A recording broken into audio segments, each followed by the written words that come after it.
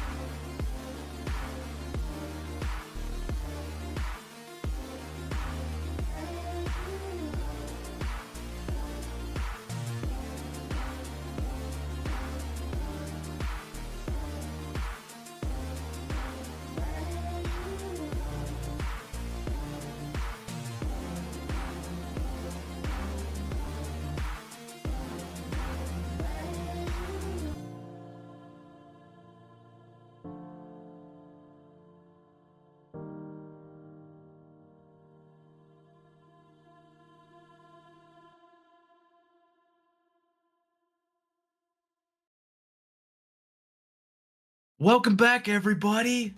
It's time. It's time for the Great Thursday showing. This is SGL back for concluding match day number 5. I am one of your hosts. My name is Debit. You've seen me a lot, made fun of me for very good reason. But thank goodness I'm not the only one here. I've got a lot of help tonight, including more help on the way later on.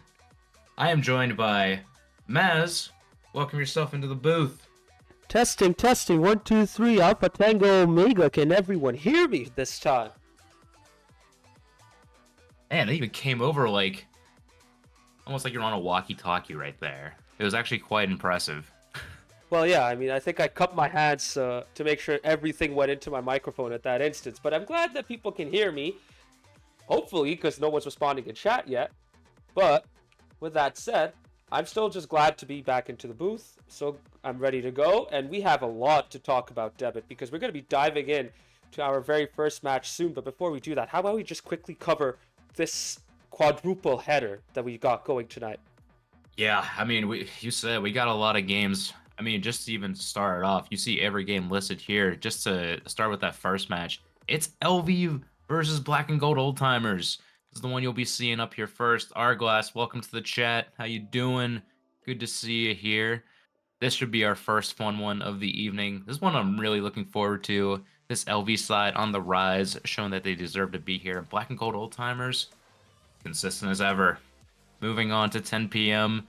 Rebellion versus the Locals. They'll be coming up just about an hour after the start time of this one, but may have a slight break in between there. We'll see how this first series goes. We may be able to just chill our way right into that next one, but both teams on a little bit of a backslide, but really solid overall. Can't doubt either team within this matchup. And then you'll see down below, we got two scheduled at the same time. We're working in the background right now. Maybe Max can give a little heads up as far as like how we're looking for that one. But it's a doubleheader over there. Casey Cauldron versus Timbers Army, two heavyweights. EM Big Dogs versus EC Defiance. Big Dogs coming off a huge victory against Steel Army against my side, and EC Defiance nearly sweeping Black and Gold Old Timers, or at least getting the series dub, but ended up getting reverse swept against. Guys, week 4 taught us that we know how to bring all the entertainment in the world, but whenever it comes to the first two series so far,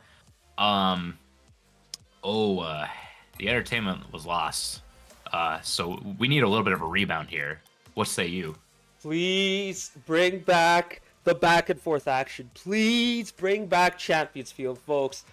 I mean, it's good to see some variety in results, you know? I mean, the sweep's not the worst thing in the world if the other team is, giving their best shot, and we see some really nice close action as we did in between El Matador and EC Eternal. That game 3 is iconic for both good and bad reasons, but for me, I just love the defending on display, and I loved how tense it got towards the end just as the match kept progressing, and both teams were still, basically trying to make sure that they didn't lose first and foremost. And I'm not saying this in a bad way, because you've seen this at the highest high levels as well in RLCS, but the tension, oh, it was so tense.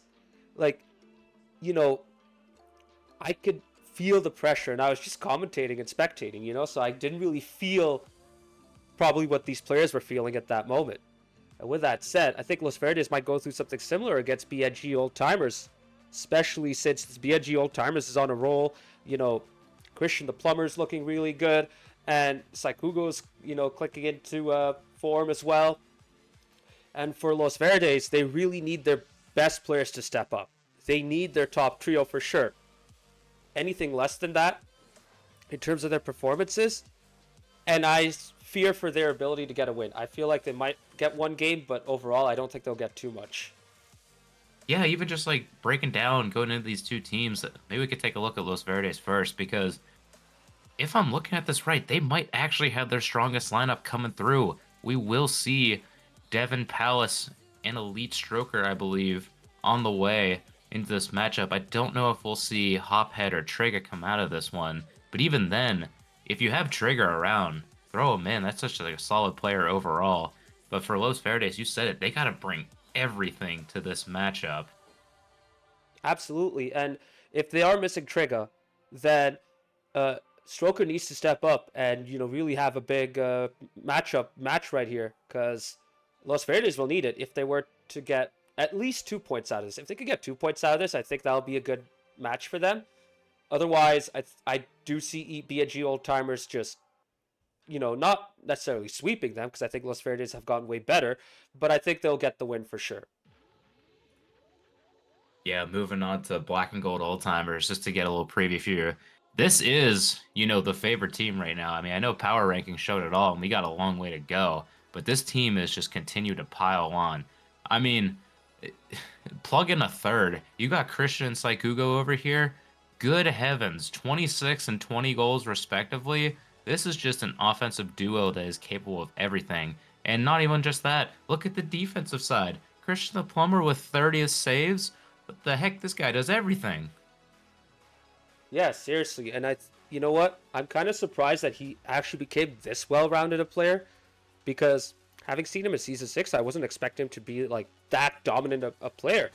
And then, given that he didn't play Rocket League for like a long time. I think he missed a whole season. I was not expecting him to come in and, just start off that strongly. So, to see him be this good, it's a bit of a surprise, but I think it helps BNG Old Timers. And for Saikugo, his Black Army team last season got so close to winning the whole thing. I think for him to be in his own world, in his own element, where he can feel comfortable with people he's more familiar with, I think that's getting the best out of him as well. And I wouldn't be surprised if this BNG team goes all the way and wins the league this season. Yeah, no, I would not be surprised either. They got competition at the top. Honestly, competition all around. This is going to be one of those other tests. This is the last week, for like that halfway point of the championship. This is where we get to look and reflect after this week, see where all the teams stack up against each other. And now we're going to be like looking into those nitty gritties of these matchups, seeing like where these teams played at earlier on.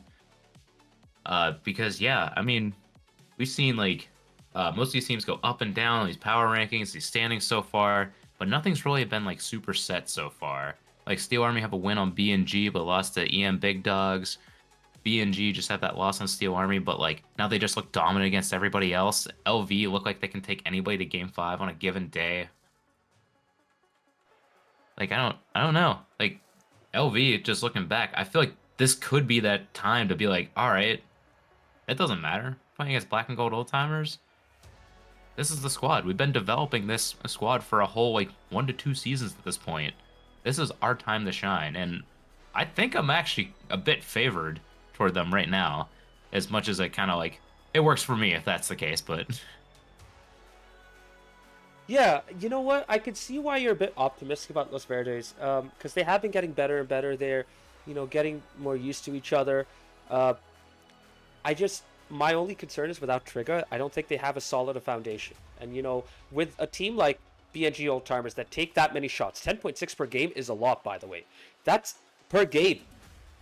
Normally, when you're playing Rocket League, if you're not having that much of a disparity, or if you're not playing at a super high level where shots are normal, 10.6 is a big surprise. So, Los Verdes need to be on it defensively, because this team will not give you a break. You need someone to go back. You need someone to cover the goal. Not stay in the goal, but just cover it and, be mindful of it. You need your third man to not overcommit. So, Los Verdes need to be up for it. I think they might need to go defense first and hope to expose BNG Old Timers at the back if they can. And they have the capabilities with Devin and Palace. And Stroker himself has shown some, good moments too. I just hope that they're on top of the game for them to get a big result here. yeah, this is going to be a little bit of like a focused effort up front. Maybe seeing if the duo of Elite Stroker and Devin can work their magic up front. I know BNG, they have troubles in defense. Like that, you see a lot of saves out of this team on the average, but we saw how skewed it was to sorry, I just looked at chat. I'm laughing right now. If you just look at how skewed it is to that one side of the saves, it sounds like you want to concentrate some of your physicality toward one player, and then maybe you can catch him off guard. But for BNG, yeah, you're right. You just got to keep playing on pressure. It's just been working against so many teams so far. You pretty much just can't let up, because if they have gotten caught out on transition plays, so if they can't control the midfield, that's where you feel like the battle's lost in a lot of ways. Absolutely. And you know what caught you off guard is that chat message for sure from Humby. Humby, welcome aboard, my man. And also welcome over Luis coming in, putting his support for all the teams in green. I didn't think I'd see that from an FC Dallas fan, you know? But you know what? First time for everything. Fair enough. And I say this in more ways than one because FC Dallas does have a not so good history against teams in green. But you know what? It's fine. Everyone can put that aside when it comes to, fun and games as a neutral. And there he goes, too. Luis is going to go and get involved in this UR matchup, so we'll catch you in a bit, Luis. Going straight to lurking at this point. Oh, Isn't it yeah. past Debit's bedtime? Arglass, dude, I was just showing support for you. Yeah, and your team. What the hell, man? Continued clowning. That's all right. Well, speaking of support, Arglas, can you tell your Los Verdes team to hurry up? Because we're just waiting on them to join the lobby so we can get started. Oh, that's the only team we're waiting for at this point. But with We've that got said, everybody. sorry, go ahead. You got everybody from producer to casters to BNG. To chat, we're just waiting on Los Verdes. So, I mean, whilst we wait, though, Debit, one thing I do want to highlight is, Palace's ability to really start to take over and, have some big performances. But against a team like BNG Old Timers, how do you think he should adapt his game? Should he just still continue to do his own thing, or should he be a bit more reserved and play more like a third man? Sorry, can you repeat that? Was that for Palace, you said? Yeah, regarding Palace, I mean, typically top Gotcha. players tend to step up and just take over. But when it comes to a team like BNG Old Timers, when they have a top player like Christian and they have a good player in Saikugo as well, what do you think Palace should do? Should he just continue to do his own thing, or should he adapt to BNG Old Timers and be a bit more defensive given how many shots they take? Ooh, this one's gonna be tough. It's really got to be timing like your approaches out, and I think you're gonna have to lean on Devin here, because whenever you're looking at players like David, you want them to be that third man out there, constantly ready to lead the transition charge. That's the player you want taking it out to the mid, getting the proper 50, and you want Devin to be able to follow up, be that person that even could take over that position as well. We've seen how mechanical and just how talented Devin is, but it's all about how you just lead the play out. That's going to be where I think not so much just Palace's play, but that's going to be like where the comms are going to come in heavy for this. I think Palace has done really well so far. Like we actually heard their comms last stream. It was literally on the stream. Didn't even mute it. Nothing going for it over there. And we were just sort of waiting to see how that goes. That team is just kind of vibing on Palace's lead so far. So now it's just time to see how this, leadership transitions over as we get ready for game number 1 over here.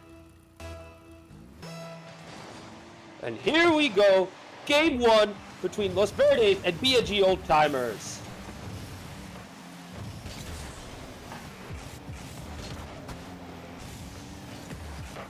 See what we got over here.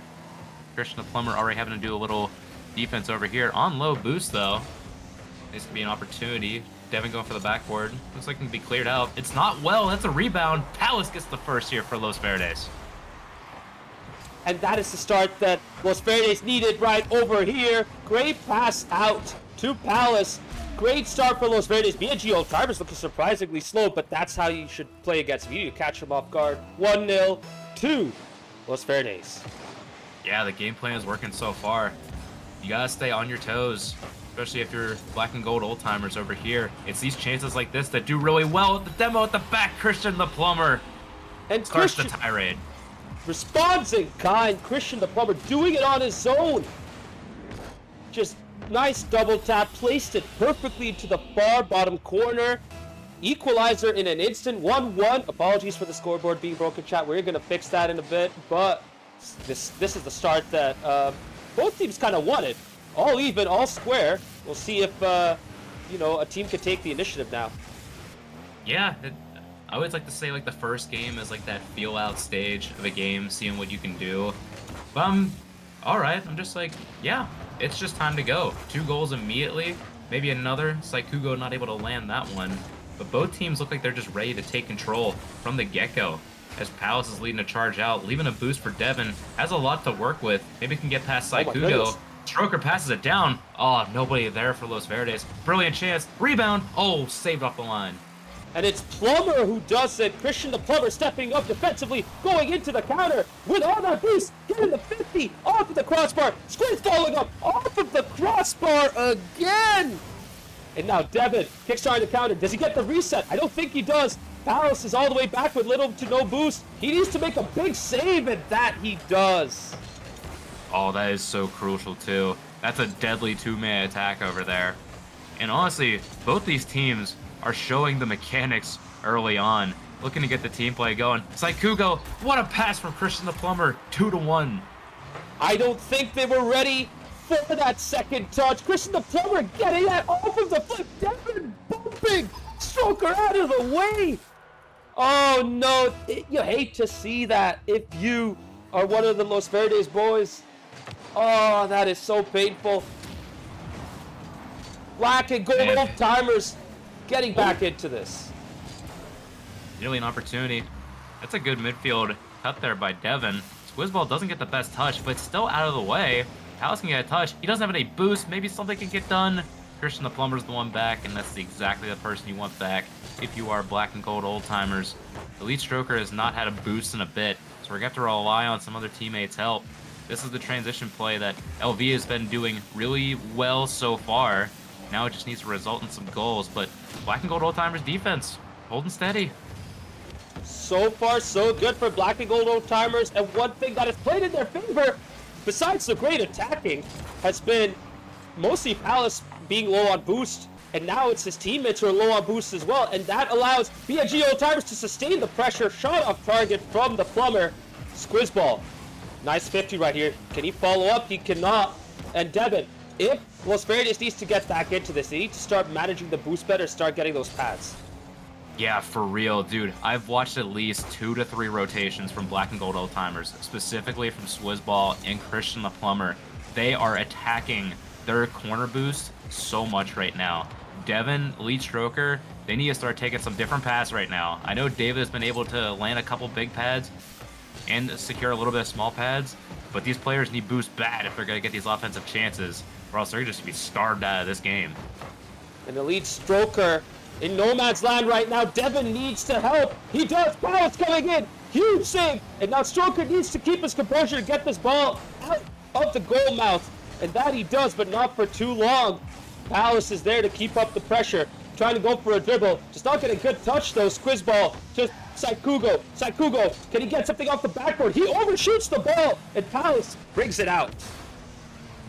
Yeah, good defensive play over here. Oh my gosh, he catches him out. Wow. He does! He ends up getting the 50 off the bar. And Los Verdes have tied it on a palindrome scoreboard.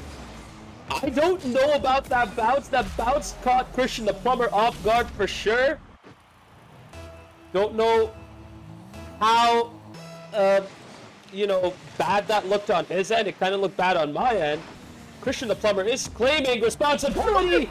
Not sure if that is going to carry on now because Los Verdes take the lead. Christian the Plumber once again whipping with full boost. Oh my gosh, this is just an insane turnaround in a matter of 10 seconds or less. LV, this is what we call capitalizing on your chances right now. This is the time that they needed. Devin may be able to get another. It's a brilliant pass out middle, but it's just too slow. All three are charging up here for black and gold old-timers. They see the time winding down, but they still got a lot of time to work with. They've had the chances so much. They just need to calm it down a little bit, but they're getting scored on again. Palace yet again. Good work though by Elite Stroker, keeping up the pressure. Squizzball does not get a good first touch. Plays it out to Palace, who then puts it into the back of the net with some assistance from Christian the Plumber. And with less than a minute to go, Los Verdes are in a really good spot. Excuse me. But Christian the Plumber and co need to step up. This is the first time we've seen them deal with some adversity now. And we'll see if they can respond well. Yeah, if you're feeling like for Black and Gold old timers, this was a chance to take one of these games. They were doing so well on the execution of the game plan. Los Verdes turned around just like that. They're cutting up the midfield. They're draining this clock so well right now, and they are able to get another clear down. Oh my gosh, now this is just looking like a textbook play here from LV, getting 2 demos. Unfortunately, the man at the back is demoed. It might not matter at this point. Elite Stroker able to get back, clear it out. 5 seconds left, 2-goal lead here for Los Verdes. This game is set and done. Absolutely incredible performance from Los Verdes as they confirm this Game 1 victory in their favor. 4-2 in Game 1, 1-0 to them in this match. Folks, just keep in mind the scoreboard is a little bit broken right now. I'm just going to repair it real quick, so bear with me as I get that sorted out. Yeah, but even just looking across so far, as we see on the screen, I know they went away briefly, but these stats, Palace putting up, insane numbers, goal participation through the roof, literally every goal here for Los Verdes, though getting some help from his 2 teammates, supplying him with passes across. It's absolutely needed. Also getting those saves, really crucial. And just looking back, I mean, this LV team looked like, they had a lot of adversity going against them. Black and Gold old-timers looked like they were such in command of everything. And it all just kind of fell apart. I don't know what else to say at this point. I feel like we're just in for an even series right now. Absolutely, we are in for an even series. And for both teams, they have now gotten familiar with each other finally. Will we see BNG old timers step up? Will we see the Black and Gold come out strong for this Game 2 and get back into this matchup? Or will we see Los Verdes set themselves up for match point? I mean, they started off so well in Game 1. Can we see that again for Game 2? Yeah, I sure hope so, because this has the capability to go the distance. Right now, Los Verdes trying to shut that down as much as possible. Elite Stroker, maybe an inadvisable pass out to the middle. Shot by Saikugo. Saved off the line by Palace. I'm jumping a little bit into the Christian the Plumber spectator mode right now, because I need to see how this guy operates. Definitely waiting for those opportunities to arise. And what a 50 there by Saikugo. Huge 50 after some beautiful play by Devin. Great dribble off the midfield. And that's Chris Ball setting up for a shot. Saikugo! Oh my goodness, how did that not go in? That ball was going towards the back of the net. Worked up for that post. And now Paul's going for a double touch attempt. Misses. Stroker needs to keep that going. He gets a loose touch. Devin bails Los Verdes out though, but not for long. Christian the Plumber going for a quick fire shot. Palace clearing it out to the left wing. Oh my gosh, I thought Palace had the double lined up. It was looking, oh my gosh, and you're pass Again. across. Palace is firing on all cylinders right now. Elite Stroker looking for, oh no. Oh no, Devin! All this talk of Palace, and it's Christian the Plumber with a huge long shot. Kind of a pinch off the Stroker right there. 1-0 to BNG Old Timers. Oh my gosh, that is exactly the right play. Elite Stroker, I'm sorry to say, but you were tracked the entire time, waiting to just take that one off your car, taking the pinch, working out so well here for Black and Gold Old Timers. You can't give Christian that kind of room to work with. 1-0 here. And right now, what a huge 50 by Saikugo. Cleared out well by Elite Stroker, but guess who's back again? It's Christian the Plumber looking down. Doesn't get the double, but right now it's LV's time. One thing I like about BNG Old Timers right here is whenever Los Verdes go out for a dribble into the midfield, they challenge them very well in that midfield area. And the big thing for Los Verdes is they need to follow that up. They need to get to that loose ball right after that first dribble. But they've been having trouble with that so far. Open it! Works! Works galore, damn it! I'm sorry. Somebody hit the ball! Somebody hit the... Oh, wait, I have something for that, Devin. I have something for that. Sorry. Give me one sec. No way. I'm waiting for this just for this moment. I know the bit time is falling, but still. Oh, David. Somebody hit the ball! I have no idea if that sound came through, guys. It was pretty low. It was pretty low sounding right there. But this is another opportunity. Oh my gosh, was that cleared off the line by an own teammate? It is, but the goal's open! It finally got in! After all of that craziness, Christian the Plumber secures the second goal both for himself and Los Verdes, and in this game 2, This 2-goal lead is absolutely huge. Oh my good heavens. What have we been watching here in this game number 2? Like, you hope that Black and Gold Old Timers keep this up because they've just been working the ball so nice. They just literally need to hit the ball, and this is pretty much like a done secured game. They are just firing on all cylinders. Even Squizzball getting in on the shot clock over here. These opportunities for Los Verdes. This is just a Black and Gold Old Timers show right now. LV are fighting for balls that they do not need to go for. Getting stuck in their own half, getting demoed, and boom! That's the third here for Black and Gold Old Timers. So I apologize for blowing all y'all ears up earlier, chat. But this time, it is B&G Old Timers blowing up Los Verdes. Not their ears, but their cars. 3-0. And for B&G Old Timers, this is exactly the response they were looking for after that horrible Game 1 loss. This is exactly what they needed. And for Los Verdes, they have to go back to the drawing board. Yeah, for real. They can't rely on Black and Gold Old Timers to just miss the ball. This is something that you got to attack with. Elite Stroker, this is a good opportunity, but Christian the Plumber's waiting on backboard. He was waiting for that opportunity. Devin not able to get one over. Maybe Elise finds a pass to Elite Stroker, but that's what LV need. They need these passing plays, but right now they look out of sorts right now. They can't trust that the ball's getting right to them on their car right now because they're just challenging for stuff and not even getting a car or a touch or anything to it right now, causing so much confusion. And it's B&G Old Timers getting shot after shot out towards the back of the net. So Los Verdes need to keep minding the back of the net. Not like that, though. Christian the Plumber gets his hat trick. And you know what? This was a long time coming. But it took until Game 2 for Los Verdes to finally see what B&G Old Timers are all about. It is now Los Verdes conceding 4 goals. Yep, we are now down to a minute 20 right now. LV, this may be your timeout period right now, the one where you can do a little bit of self-reflection. Black and Gold Old Timers, I mean, Christian the Plumber, we're already at a hat trick. Squizzball nearly added a 5th. But right now, it is just all of them right now. The control is all with the boys from LAFC. LV look like they're just all out of sorts right now. I mean, looking back, like, what can LV do right now? They look like they're out of sorts, but like they can't even find a pass. Like, are they just like looking to find each other through passing, or are they just looking to maybe cut the midfield rotations a bit better? Like, is it just execution? I think it is execution for sure. You know, looking at that Game 1, they were able to kickstart their counterattacks a whole lot more, and they were able to bring the ball out of the midfield via the wide areas. This time they were keeping the ball on the ground a bit more, and they also lost control of the boost as B&G Old Timers got way better boost control for this game too. Ooh, good effort by Devin right there to bring it out, but to no avail. Saikugo demoing yet again. And yeah, for Los Verdes, I think they need to take a reset and realize they might need to start putting the ball up in the air a bit more, look for those aerial 50s and go for the second ball because the ground play has not worked for them, and they've also run out of boost very quickly. For B&G Old Timers though, this is the perfect response, Devin. In Game 2, they won 4-0, 4 goals without reply. This is exactly what they were looking for. Yeah, this is the rebound game that they needed right here.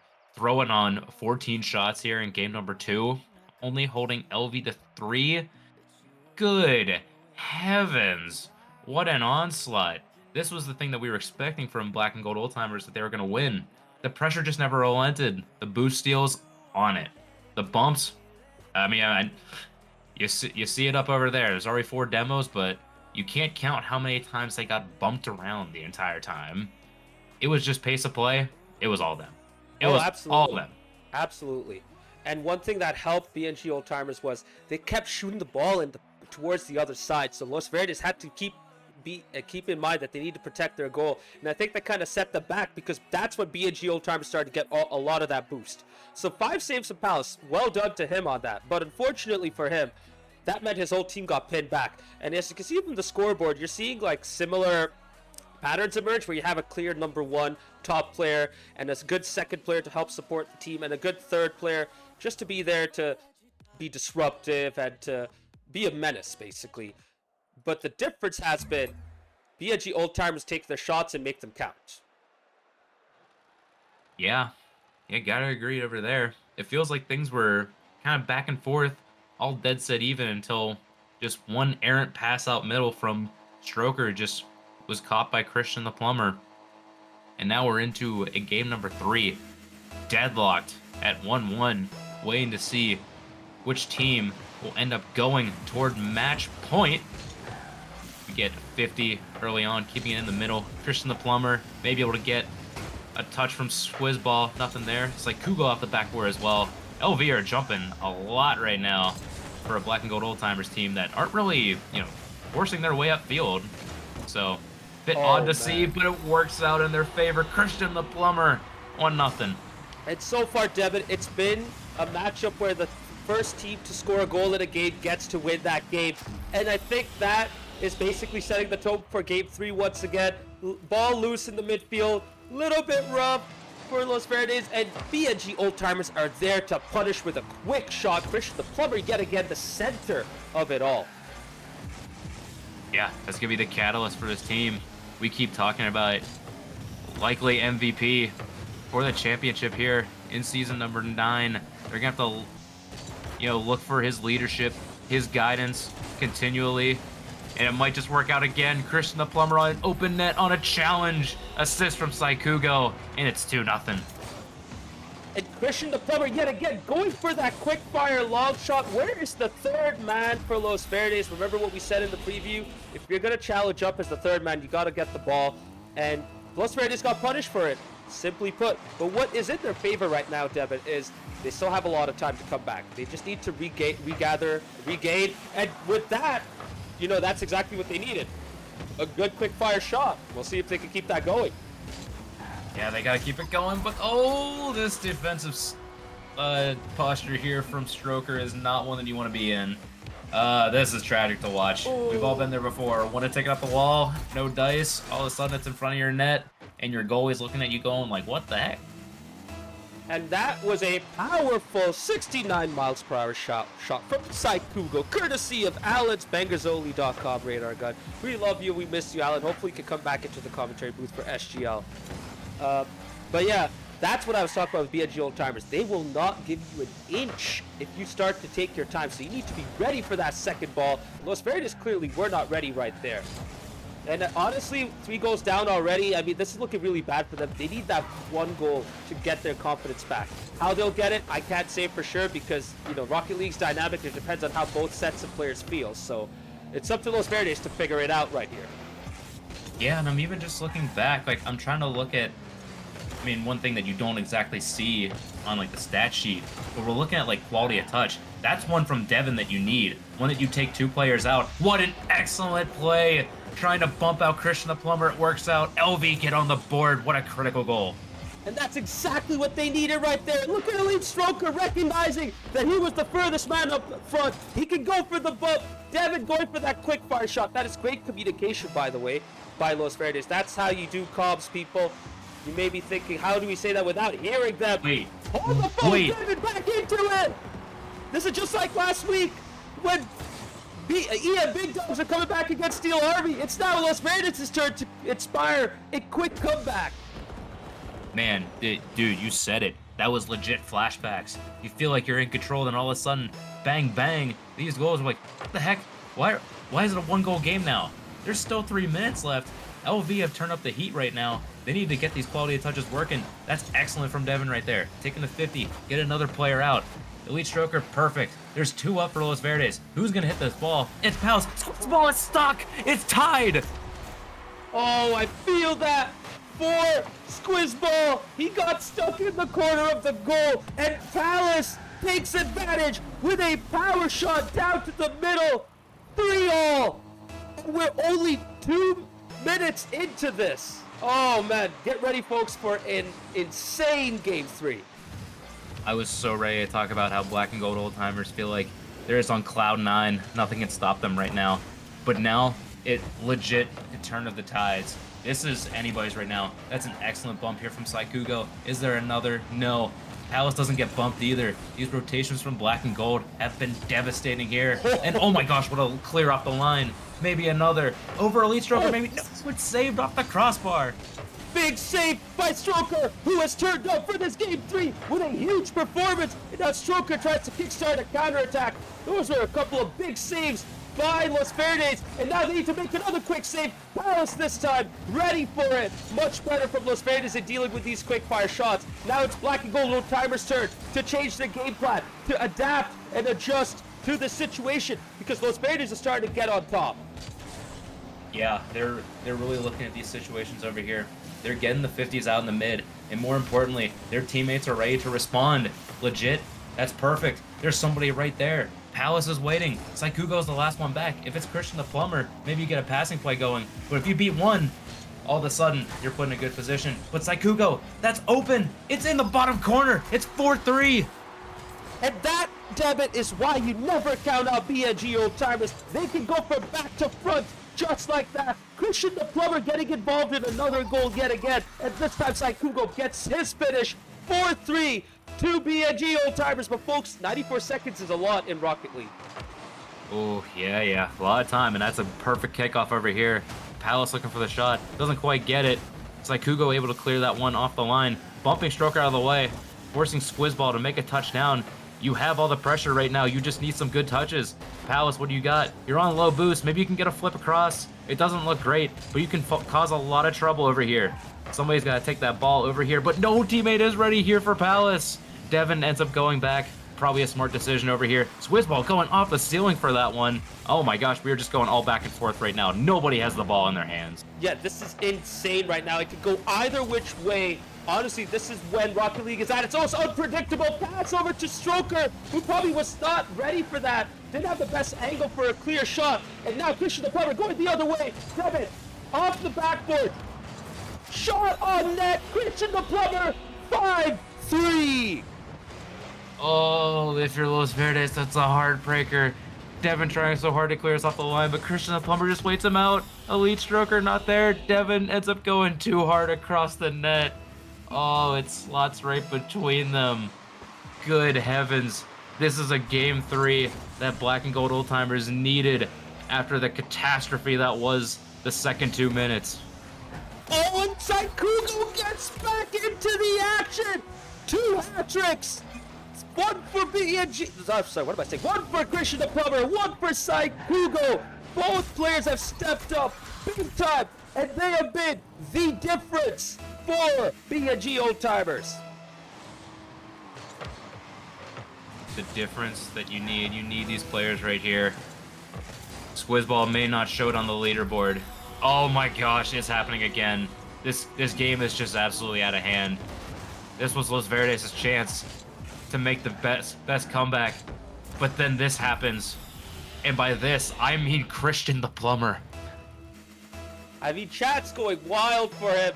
The pipe has been laid. The pipe has been served. You name it. The Plumber has done his job. But hold the phone. It's over. What? But Christian the Plumber has made sure that they won't concede another. Maybe not concede another, but back pass right to Saikugo. Oh my gosh, dude, it looks so awkward. I thought for sure that was gonna go in. Maybe one more. Oh my god. No. Oh my. Okay. Oh my gosh, dude. The goal line physics did not look good on that one. What the heck happened? This is Rocket League in a nutshell, folks. The ball crossed the line earlier. I swear it did. I don't know why the game didn't count at that, but eventually it made the goal count. So we don't need to argue about that anymore. Oh my god. I mean, please tell me somebody else saw that besides us two. The ball was like more in and like it bounced in and out. But like whatever happens at that point. Black and Gold Old Timers, after a scary second minute of that game, all of a sudden in total control, and now they are on match point. What an entertaining game, was that not, Devin and chat? I mean, this is so much action, so much back and forth, so many good goals, insane defending as well from both teams. The difference at the end of the day, though, was BNG Old Timers with those quick fire shots. And Los Verdes just were not ready for them in several situations where they had all three high up. That's why you need to be mindful of their quick long shots, folks. Yeah, for real. For Black and Gold Old Timers, they always got the big booming clears down there. They're ready to boom and then just, it's starting the forecheck. They look like the Florida Panthers out there. They got the Kachucks ready to go. I mean, not both of them, of course. One's injured, especially for that Florida team. But still, literally, the forecheck is on. You got to watch your back.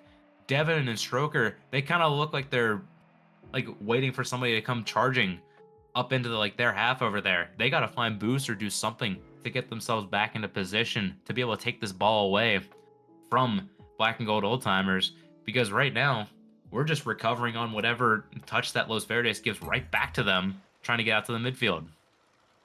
And this game 4 is going to be so important for them. They need to make sure they get that first goal. They absolutely have to get the first goal to make sure that they can get back into this matchup and get us into game 5. Here we go, match point for BNG Old Timers. Will they secure the win right here and get themselves into the top of the table? Or will Los Verdes take us to game 5? Early on, what's a double commit out of Black and Gold Old Timers? Maybe Stroker can send a pass. Good clear off the line as we see a substitution here for the Black and Gold Old Timers. We have Pablo join the mix. Was in chat earlier. Oh no! Oh, Maz. Oh. I have no words, Seven. I have absolutely no words. I know he tried to dribble the ball and carry it over, but that's just terribly unfortunate and unlucky, But harsh lesson learned. Sometimes just gotta hit it up. You have teammates back there that can help you out.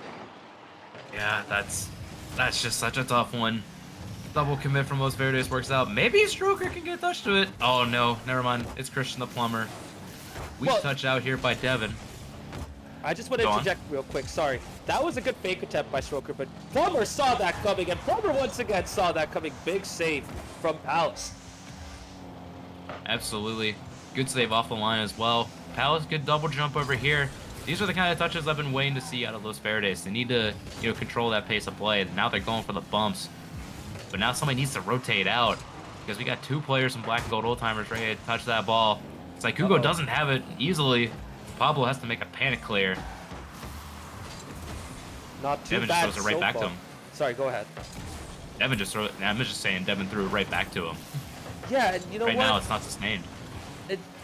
Sometimes it's okay to do that if you have someone charging up and getting ready for a 50. But if you're just giving the ball up that quickly, unfortunately, you're just going to get hunkered back. And right now, it is all BNG Old Timers.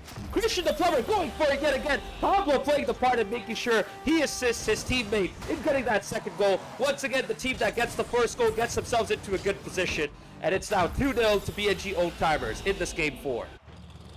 I've seen a play in hockey recently where, on the power play, you had Sidney Crosby on the wing and Eric Carlson on the other side, and a poor, lonely defender just looking to see, what should I cover? That was that net front presence right there. Who do you cover at that point?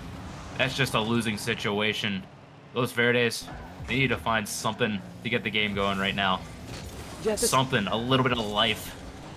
They absolutely do. This game's going out of hand for them, Devin. And once again, another shot, and you cannot deny Christian the Plumber when he gets a power shot off of his Fennec. 3-0. Christian the Plumber with 2 goals already, right? Or is that his hat trick? I don't remember. That is his hat trick. He is already at 558, not even halfway through. I mean, the Plumber has come in, and he is providing the service, and he's going to go home with his tools. But Christian the Plumber is the man. Dude's getting insane invoices going for his clients right now, because this is a lot of score built up right now. He could probably hire another plumber at this point, join the business over here. For LV, they need something to, clog up those lanes over there. Palace trying to be the one to do it, forcing Pablo into an awkward spot, but there's no follow-up right now. Nobody knows what to do right now, so we'll see what happens after that. Palace, maybe looking for a double over here. Doesn't look likely. Maybe Stroker can come in for a shot. Is angling for one, but Pablo is there to make the save. And look at that. He did just boom it away. He got a nice first touch. Tried to follow up with a second touch, but now Saikulo has the ball. Gives it up to Palace. Christian the Plumber going for a quick shot yet again. Good read there by Devin. Stroker, feels back foot, man. Pablo whipping as well. Both Devin and Stroker going for that. Palace was just waiting to see if it could get to the far post, and now he needs to turn back to keep it solid for his team. but the clock is ticking, Devin. Not just in this game 4, but in the whole match for Los Verdes. They need a quick fire goal. Get a shot on target, Los Verdes, please, if you need to come back. Because right now, you don't have that much time to get back into this. Oh, that was the chance. Christian the Plumber was waiting for something to happen. He was a little awkward on the wall over there. Shot just ended up going a bit too high and going 2 on a 50 over there. That's near impossible. Devin, you gotta quick start something now. That's good. Passes over a Stroker. Goes down. Hits the crossbar. Is anybody there? Okay, he does have the follow. 3-1. Los Verdes have a little bit of life. Oh my goodness, that first shot looked a little awkward. I was thinking it might just curl down below the crossbar. Did not happen, but it doesn't matter. Elite Stroker gets the goal back. 2-goal deficit now with 79 seconds to go. You know, now there's a chance for Los Verdes. Now they have to make it count. Now they need to make sure that they get the next goal and not let Los Black and Gold Old Timers get it. Yeah, I mean, they got to look at some of their boost counts right now. Had a couple of times where Elite Stroker looks like they're in an excellent position to keep the play going. Maybe get a pass across in the mid, but they just run out of boost.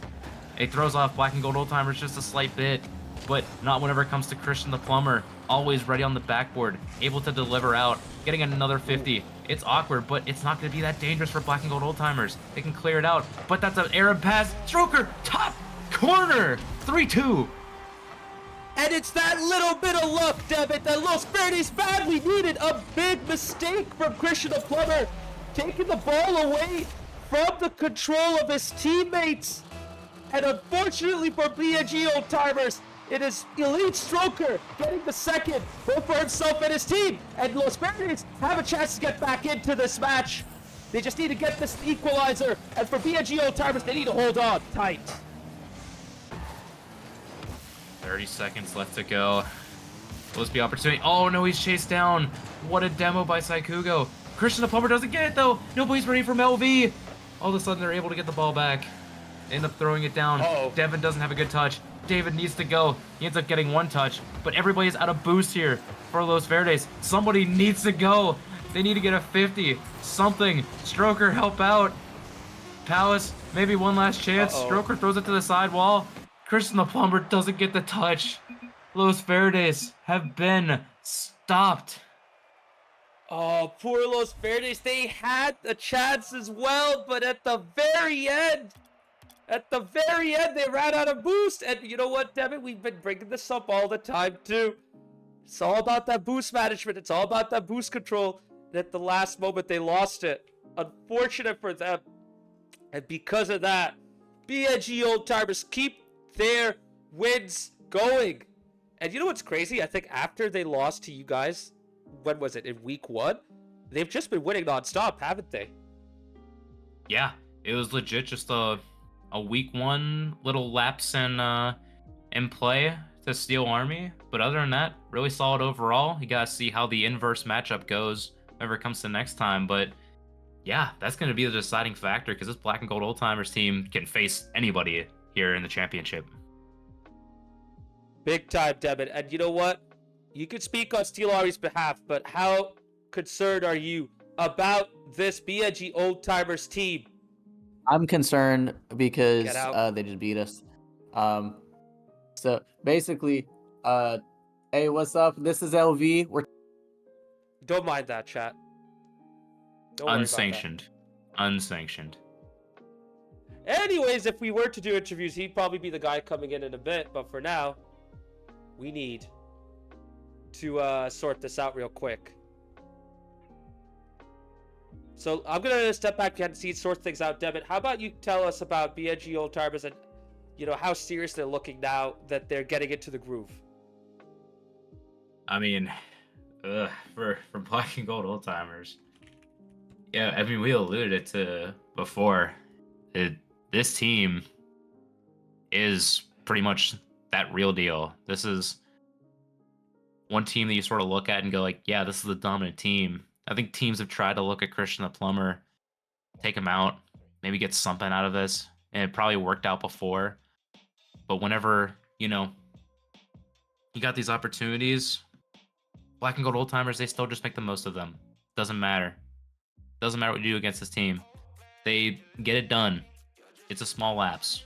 Whatever happened in week 1, because they showed against Steel Army. Nothing else. Just nothing really worked from that time. But legit, you just have to be on top of your game the entire time if you want to play against this black and gold old timers team that are poised to win everything. I really want to see how this Steel Army matchup goes, because both teams I definitely feel are on a similar level. But now I gotta see how the distribution goes for both those teams whenever they do play again. Yeah, and you know what makes BNG old timers even scarier is when Saikugo can finish third with 100 points and Pablo can go into second. You know, when I watch both Squiz and Pablo play, I'd say Squiz is probably the stronger player, but Pablo has been getting better and better and better. And now, you know, with Pablo coming in and getting involved, honestly, I don't even know who their strongest third is. So that is going to make them a very tough team to deal with. For sure. Well, chat, we got a little bit of a change up. I know you heard it earlier, but we're gonna be flipping around the interview schedule. We're gonna be starting with the LV side. Whenever we get them in here, we'll be able to interview Mr. Palace himself as he has entered back in. Now it's sanctioned. I am Hello, Stroker. here. He is. So we got you two, but not Devin. Yeah. No, Devin didn't want to had to go. He had to go. What a shame. What do you guys say about that? I say he's a terrible teammate. I say he's a hate terrible team. No, I'm kidding. No, I'm kidding. Yeah, Yeah, me too. I was gonna start copying everything Elite Stroker said, and then he 'Cause said you wanna that. beat me? Sure, we'll go with that. I do want to be you in Game 4 because you play good. Thank you. We still lost. So it You're doesn't matter. welcome. Nah, No, Let but the take teams me- win. Hang on, bro. Last time I was in the interview booth with you guys interviewed yourselves. we did. We got but some this time questions is going to here. be different because I gotta go. So I will answer quickly, and this dude will Yeah. be my translator. All right, so take me through that game 1, because that's gonna be like, I mean, that was your success, but also we were kind of like, all right, black and gold old timers, what's going on over here? 2 words: blue lock. I was Yoichi Isagi in that game, and these guys were basically here's how it worked. We were coming in off a high because we were playing a casual game right before, and I scored a goal at 0 seconds, an absolute clanger of a flick into the top corner like Moxie to tie it up, and then I dunked on our opponent's stupid ass to win it like 4 minutes into overtime, which is why we were late. And so we came in off that high, and then I was like, you know what? I dunked on my opponent's stupid ass. What if I know I got to bring the same energy if I want to beat Christian the Plumber. So I mean, let's do it. And we did it. I mean, what a team that is, you know. Shout out Christian. I don't think there was a game where he had below 600 points. Like, you know how insane that is? That's crazy. So I mean, there's a reason we ranked him number 1 in our players debit. And I told them before, I was like, he's the best player in the league. Like, there's no doubt about it. And they were like, sure, whatever. I was like, just wait, you'll see. And so, yeah. He's just lucky I was on my off day, you know. Off day, bro. They stole all your boosts. Like, yeah, you saw that? Every Bro, boost, I feel like they were just stealing. Yeah, Dude, they like, actually did. I couldn't do anything. I was literally like crawling towards the boost, and they would just kick me and then steal it. Like, we're the refs. That's great. He's a minor, bro. That's crazy. They beating up on kids. Yeah. Me personally, I would do the same thing. Okay. You were All reaching right, for the anyways. lollipop in the cans. Yeah, go ahead. Anyways, that game 4, you know, that was a really good comeback attempt. But those last few seconds towards the end, what happened? Because it seemed like you guys had the chance to go for the game winner, and then it just all went downhill. So I said, who wants it? And nobody went for the ball. I tried to back pass it because I saw Devin right there. I was like, okay, cool. And then, yeah, nobody wanted it. That was the bottom line. Because I said, who wants it? And nobody went for the ball. Well, Yeah. what do you have to say about that, Stroker? Because you Yeah, I were full think. boost to the net. Nah, I remember I had negative boost. I was sitting there. My dog was on my controller playing for me, and then Palace was full boost. Literally, what I would have done there is I would have hit it off the wall, gotten an extra 100 boost. So I'm at 200. I would have mustied it over Christian, and then triple tapped it in the net. Probably, if I were to guess what I would do there. Honestly, I believe you. That sounds like Thank a good you. plan. Maybe we should have done it. Yeah, you should have done it.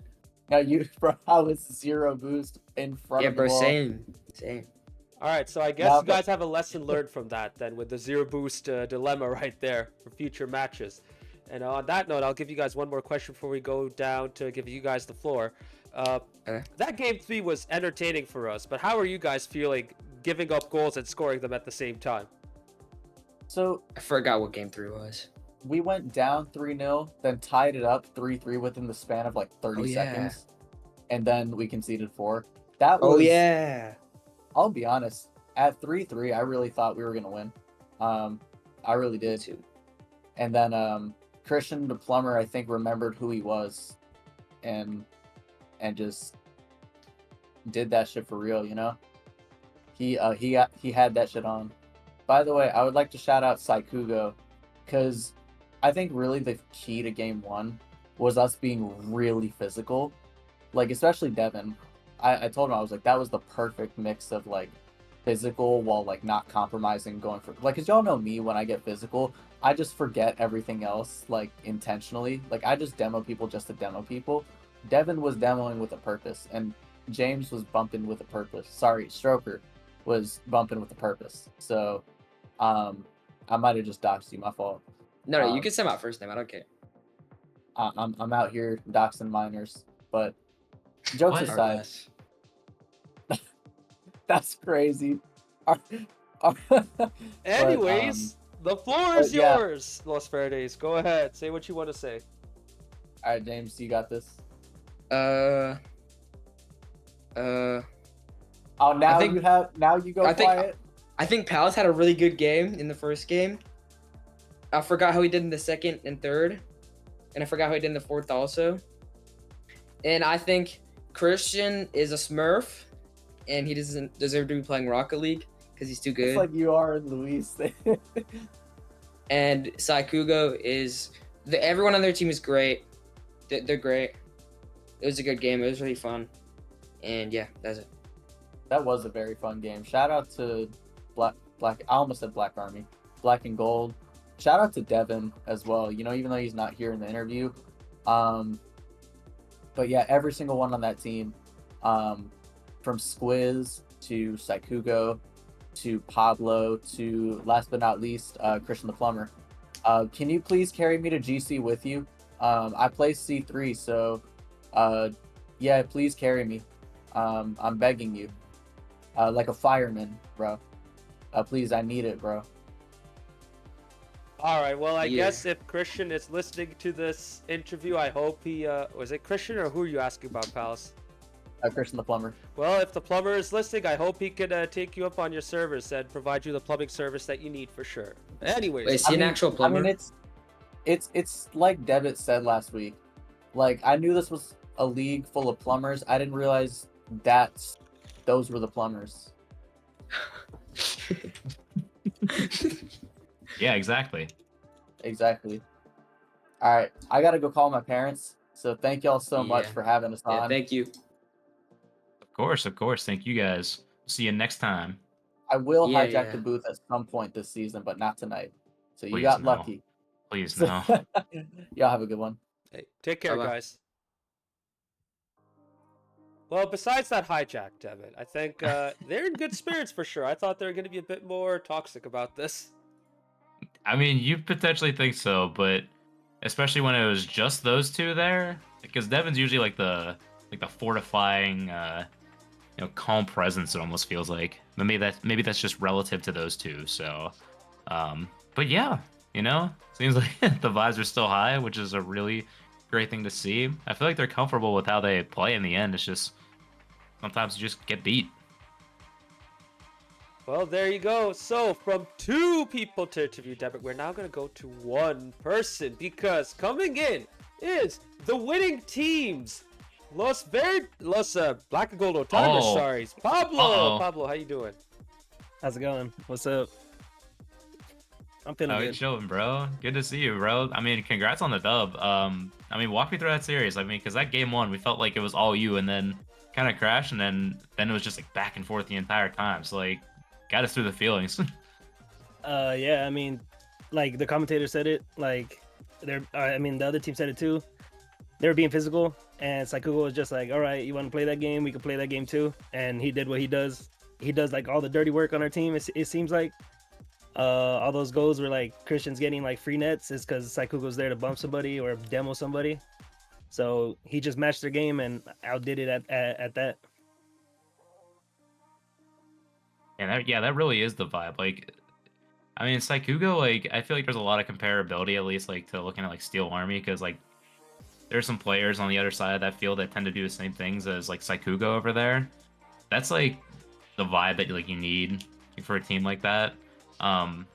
Especially with you guys. You feel like you guys can rotate pretty much any squad now at this point. Like, I know we got Squizzball in the first 2, but seeing you come in, it just feel like there's just another fortifying force on the field no matter what we got. It's just like, yeah, throw any 2 of us out there and Christian, we're good. Yeah, I mean, yeah, basically. Yes, I think you guys had said it. Like, I'm probably the weakest player on our team, but I mean, I've been putting in my hours. Like, I know I'm not. It's gonna take a long time to reach Christian or even Saikugo's level, but I mean, I can hang in there. I play in their lobbies. I could drop a couple hundreds. So I mean, like we saw today, it was definitely my best game. So I don't know, just coming in without those nerves, like, and just doing what I have to do in order for us to win. Hey, you were on top of that game 4, by the way, Pablo. I was really impressed by how you stepped up right there because it kind of felt like BNG Old Timers was starting to lose control at that game 3, but when you came in, you guys took instant control. So how did it feel to like adapt to the side when you got in? I mean, you said you were playing with them a bit, but jumping into a game like that in SGL can be a bit tricky. So what helped you settle in real quick? I think just the reps over time. Like, the guys have been letting me get some games in, and we had said like, oh, if we go up, we're gonna let Pablo play, see what he could do. And I mean, I took my moment and I did what I did with it. Like, I just rose to the occasion. And there you go. That's all you need to do, you know. Just practice and get going with, you know, your teammates so that when you jump in, you're ready to go real quick. So there you go. There you have it. Pablo, watching from the sidelines, you know, you must have seen quite a few things to help your team get back on track. So did you offer any advice when you jumped in that game 4? Really, in between the games, like, it's just keeping a level head. Like, it's Rocket League. People, you're gonna get scored on. You're gonna score goals. Like, it's all about keeping a level head and not letting those losses where you're like, well, we should have probably won that one. It's about not letting that get to your head and like let the doubt sink into your head and just playing how you play. So in between the games, it's just me saying like, yo, like, clean the comms. Let's lock in. We got this. Don't worry. I love that attitude. I seriously love that from you guys. And I wish more people thought like that when playing Rocket League in general too. Devin, if you have a question, feel free to go ahead and ask. Only thing I guess I got now is we're at the halfway point of the season. How would you guys, grade the performance so far? Like, either like standings wise or like where you are as a team. Yeah, just give me your thoughts on like how the season's been going so far. I think over the weeks we've been playing a little bit better as a team. Like, I feel like week 1 or week 2, we weren't really making as much plays or like calling out. We were kind of just like, well, let's strong arm them. We're better than them. And over the couple weeks, we actually been like focusing on, yo, I'm rotating, I'm back net, I'm middle, like passing middle, I'm passing middle. It's off the backboard, just like communicating. So I feel like just our communication has gotten stronger over the weeks, and that really has improved like our gameplay as a team. That's incredible. Teamwork makes the dream work, as we say. And side note, just because you're in here in this call, in this Discord call, I love your profile pic, by the way. Yeah, That's killing me, bro. I've had it for like a year now. It's pretty hilarious, bro. Just for those that can't see it, this is Barnacle Boy after he has been burned. So, Oh, that's all what you that is. SpongeBob fans out there, it is our time. Yeah, I think that's the atomic flounder when he gets burned by the atomic flounder. Oh yeah. Oh yeah, man, that's good stuff. Maz, you got anything else before we close out here? Oh no, we actually have to close out here because the next match is coming up soon, Oh folks. So shoot. sorry about that, Pablo, but we're gonna have to cut it All short good. right now. If you have anything you want to say, go ahead, dude. Nah, shout out you guys. Shout out everybody in the league, man. And nothing happens without you guys. So shout out you guys. Thank you Appreciate very it, much. dude. Appreciate it. Appreciate you problem. coming on, being in the booth. Congrats on the series win again, and we'll see you next time. Yep, good talk. Thank you. Take See you, care. Pablo. Sorry, go ahead. I just said see you. You're all good. But yeah, Time for a new series. we're jumping right into the second one, the Rebellion versus the Locals from the Championship to the Premier. Oh, this is going to be a really good one too, Devin. I mean, when these two sides get together, we tend to see a lot of good moments as we've seen last season. And as we've seen this season so far with both the Rebellion and Locals, they have had their ups and downs. They've been very unpredictable. How do you see this going? Well, honestly, in the battle of 7v6, there is a lot to talk about, especially with how the Rebellion, play on home servers versus, the unpredictability of the Locals. But it seems like they've just been on top of their game as of recently. So I'm almost favored to think that the Locals will do it. But I feel like we need one more opinion in here. Hey, third guy, you ever here yet? There is another. Oh, there he is. Welcome, Toad Death. I think I'm supposed to be the guy, so I am here. I got to see part of the first match. It looked really, really good, but I was eating German pancakes, so I really had to lock into that. But I'm here. Hang on. Now I'm sad that I ate. That sounds delightful. It was sick. Oh my gosh. Well, but now the others will just have to feast on the Rocket League play that we have upcoming for you. Looking forward to these two teams. How do you see this one shaping out so far? So this Rebellion and Locals, I mean, this is kind of, it's close, isn't it? It's really close, hard to pick them apart. I think I do want to give it to the Locals, though, mainly down to Mecky Ducky. He was, league MVP last season, and he's still great. He hasn't fallen off too much. But I think with him playing at his best, this goes to the Locals pretty handily. If he's off his game, then I think the Rebellion collectively can get this one done. Yeah, I think that's a good way to put it. We're looking really hard at that Mecky Ducky to Dr. Aquatic combo. And Doughboy definitely filling in on the physical side of things, clearing out the pathways, especially on the boost deals, because he's got that I was about to say great, but not so great horse boost charging right at you. So you really know when you're about to get stomped by a little chariot. Little nice touch before you go off into an exploding flame.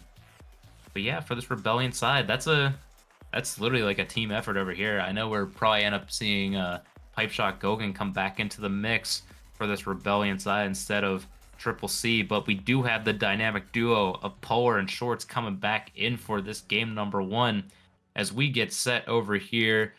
Here we go. Game number 1, Locals versus the Rebellion. And we're in kickoff. Pretty neutral, honestly. We'll see if that's indicative of the whole game. Maybe too early to make sweeping statements like this, but that's never stopped me. No, I mean, we love the hot takes no matter what time it is. I mean, sometimes I offer the hot takes on the Monday before the game even happens, and then I'll be hilariously wrong, so... But that's life. Being hilariously wrong, you gotta present the opportunities to itself. Being hilariously wrong. Yeah, that's a great way of putting it. Ooh, shot in, not too dangerous. Just a little tester. Ball reads, yeah, difficult. Oh, wow, great ball in. Doughboy jumped. A little whiff, but good defensive backup. Seems like both teams testing it out. They're not really sending everybody forward. It's been a little cautious. It seems like the Locals' MO, really trying to wait this one out. Oh, it's a good little stall there from Mecky Ducky. Doughboy has opportunity to work with, looking for aquatic. Nothing on that opportunity. Rebellion can get a breakout. If he gets it by the duck, it unfortunately does not. Now we gotta deal with a little bit of defense over here. Beats one to aquatic, gets the shot. It's still over there. Oh my gosh, they don't get a shot. What? I think he had the angle low on boost. Meki Ducky was just cranking his controller, trying to will that ball into the net, and he had me hold my breath for a second. That pass was great. I was about to say, I'm hoping Doughboy sees that as a pass. He did, thankfully. Works out. Charging back in, though. Gets the first here for the locals. That was a good snipe, like really upper bins. It's Declan Rice-esque for any of you who watched that Arsenal game. Ooh, yeah. For real. Gosh darn. Oh, and I guess Real Madrid was there too. Supposedly, they were on the schedule, but nobody said they actually showed up, so... Yeah, I think that's exactly how it went.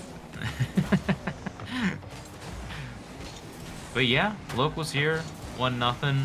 Rebellion are bouncing around a little bit, but doesn't seem too worrying right now. They've got some opportunities, but they've had a good rotation, especially that one demo rotation, but locals are still holding firm at the back right now. Kind of need to break that up a little bit if you're the Rebellion. It's been polite, right? There's really not been any bumps or demos so far. It's just been good old-fashioned, 2018 Rocket League. Oh, what a time. Back when it was pretty much hit ball to teammate, score goal. Oh, Back geez. when Kronovi was good. Oh, unfortunately, nothing going here for Doughboy over here. Or gets to clear out, but... Oh, a pass. Oh, that could be so good. Dude, go Well get read, on top of that one. Yeah, I think you said it. Well read, cut out from pipe shot Gogan. Low on boost.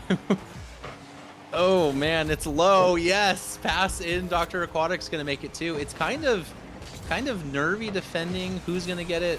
Realistically, I don't think anybody touched that ball. Yeah, really, like, you're expecting at least one touch out toward the corner, or even like an errant pass that ends up going mid. But even then, it kind of like back facing the wall, wanting to make any sort of touch. That's one where you kind of need the comms to come step in over here. Maybe we've got something over here because Gogan was going straight for the demo rotation. Short Scene probably has a lot of time to work with.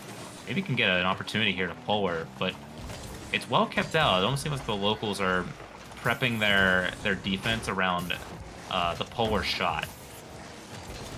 The polar shot.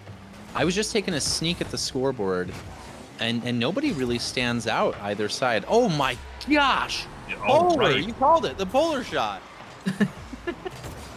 It's one that you gotta defend against. Shorts creating the opportunity. Gosh, way to get up quick for that one. No stopping that one. Grand champ tag. Pretty nice.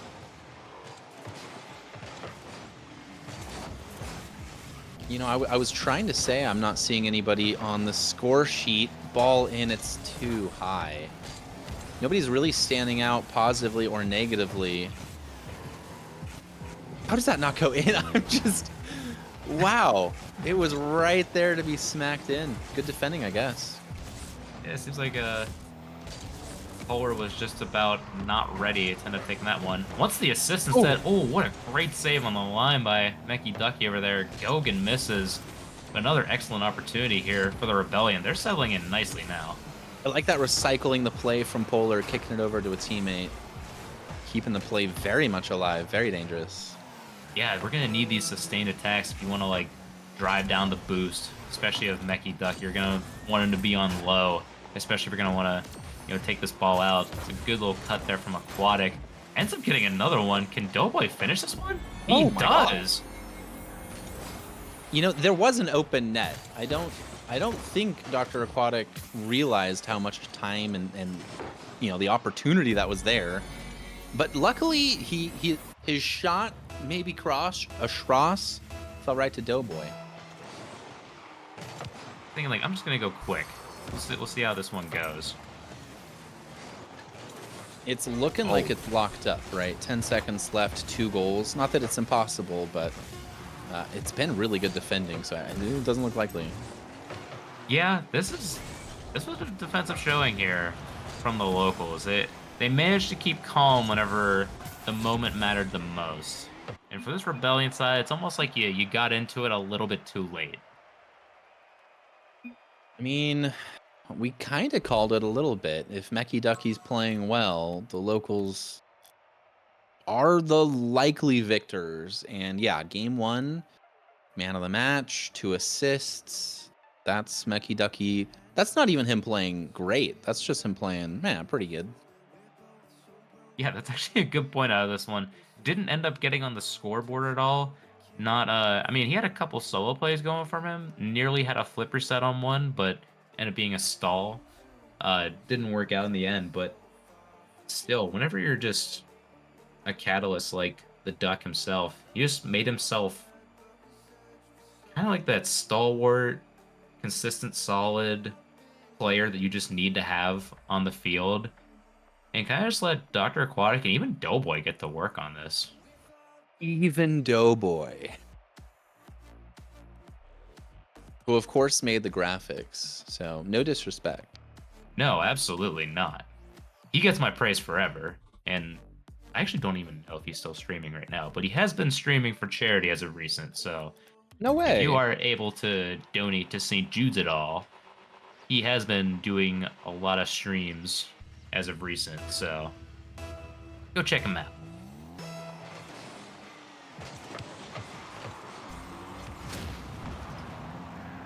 But yeah, up into game number 2. Time for these teams to, continue their settling in. 50 opportunity. Nobody from the Rebellion is quite ready for that one. I mean, that one's tough to judge as it is. Now it's time for the locals to see whether they get this one out. Taken away from Doughboy by the Duck. It kind of works out. Even Gogan gets bumped into a little bit of a solo play, but broken up by Aquatic. A lot of midfield back and forth right now. Nothing sustained, and that's an unfortunate wave dash there for Polar. Yeah, I mean, you've got all 3 locals kind of starting from the back in this attack. We'll see how this works out. This is the same Rebellion team that took down Timber's army. I know it's been said many a time, but they can, if they can do that, they can absolutely take down the locals.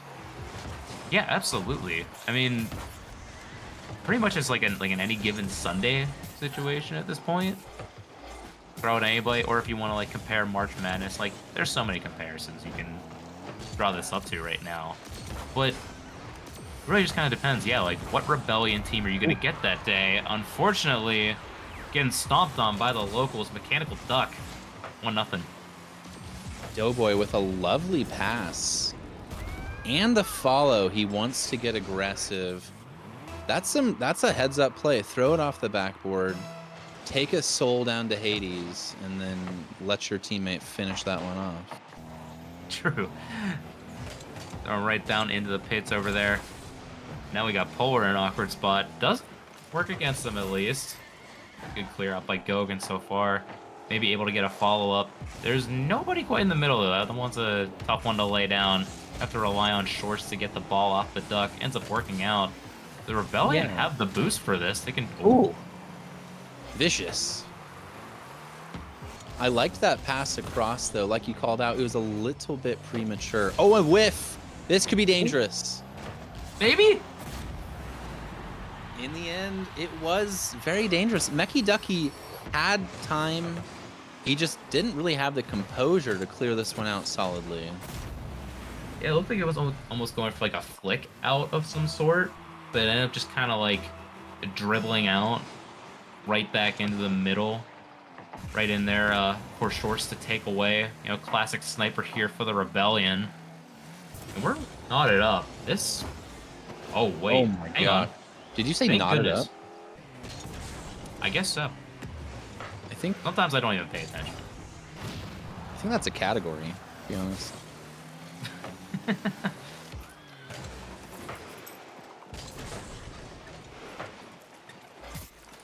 But yeah, all level so far. Both these teams You know, I feel like there's still like no clear defined like aggressor out of these two squads. It still feels like it's just we've got our attack, now you've got your attack. Almost like not a gentle taking of turns, but it's just like, yep, who causes the rampage here, and then now it's time for another pillaging. Yeah, no, I know what you mean. It's almost like tennis, where it's like, okay, I'll serve now. You okay with that? Yeah. Polar. Oh, wait. Oh, he does get the beat near post. What defender was that? I couldn't quite see. I think that's Doughboy there, covering almost the whole goal, just not, where the ball was going. Yeah, I was legitimately shocked. I thought that was going backboard, but no, Polar just slots that one in. Upper 90. Good lead here for the Rebellion. This is what they needed. Got 2 minutes to hold, but I know they're going to want more as Schwartz gets the shot. That's a good save there by Doughboy. The attack isn't over. Gogan looks incredibly awkward, but also incredibly funny at the same time, so. Polar's going to turn on an instant shot, but it's at a nice hittable level for Dr. Aquatic to clear out pretty easily. Nifty defending from Shorts. That was really good. Yeah, and the transition over here, you just wish the shot was better, but we're just getting a lot more good play out of the Rebellion. That's an excellent dunk there by Aquatic, though. Back for the duck. That's the shot. Oh, that's a tough one to defend. Ripped one. Let's see. Polar clearing it. That's a fine clear. I think Gogan, Shorts, everybody's low on boost, and then to have just a shot ripped at you, you got a double jump, and it gets complicated on like 0 boost. Oh, yeah. Tough on that. Which teammate is going for this one? I don't know. But back in square again. No dice on that attack so far. It's Polar's time, but passes it right into a locals team that has just been ready. Take this one across. Oh, that's an unfortunate miss from Gogan. Doesn't get punished insanely, though.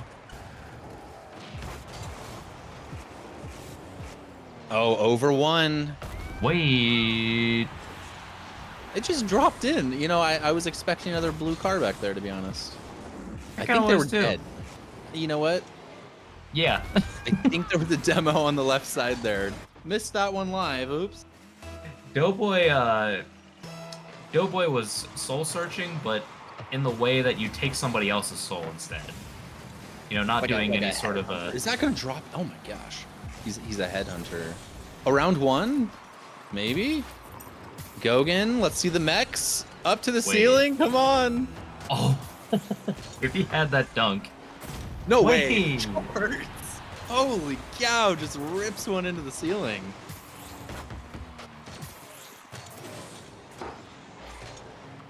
Oh my gosh, what a shot. I like how Polar was even like low-key ready to like steal that one at the end. Just in case that just falls right into his lap as Shorts fired that one across. The shot you need if you're the Rebellion over here. Tying this one up. Could be seeing overtime, but oh, Dr. Aquatic nearly had that one. Doughboy's not done though.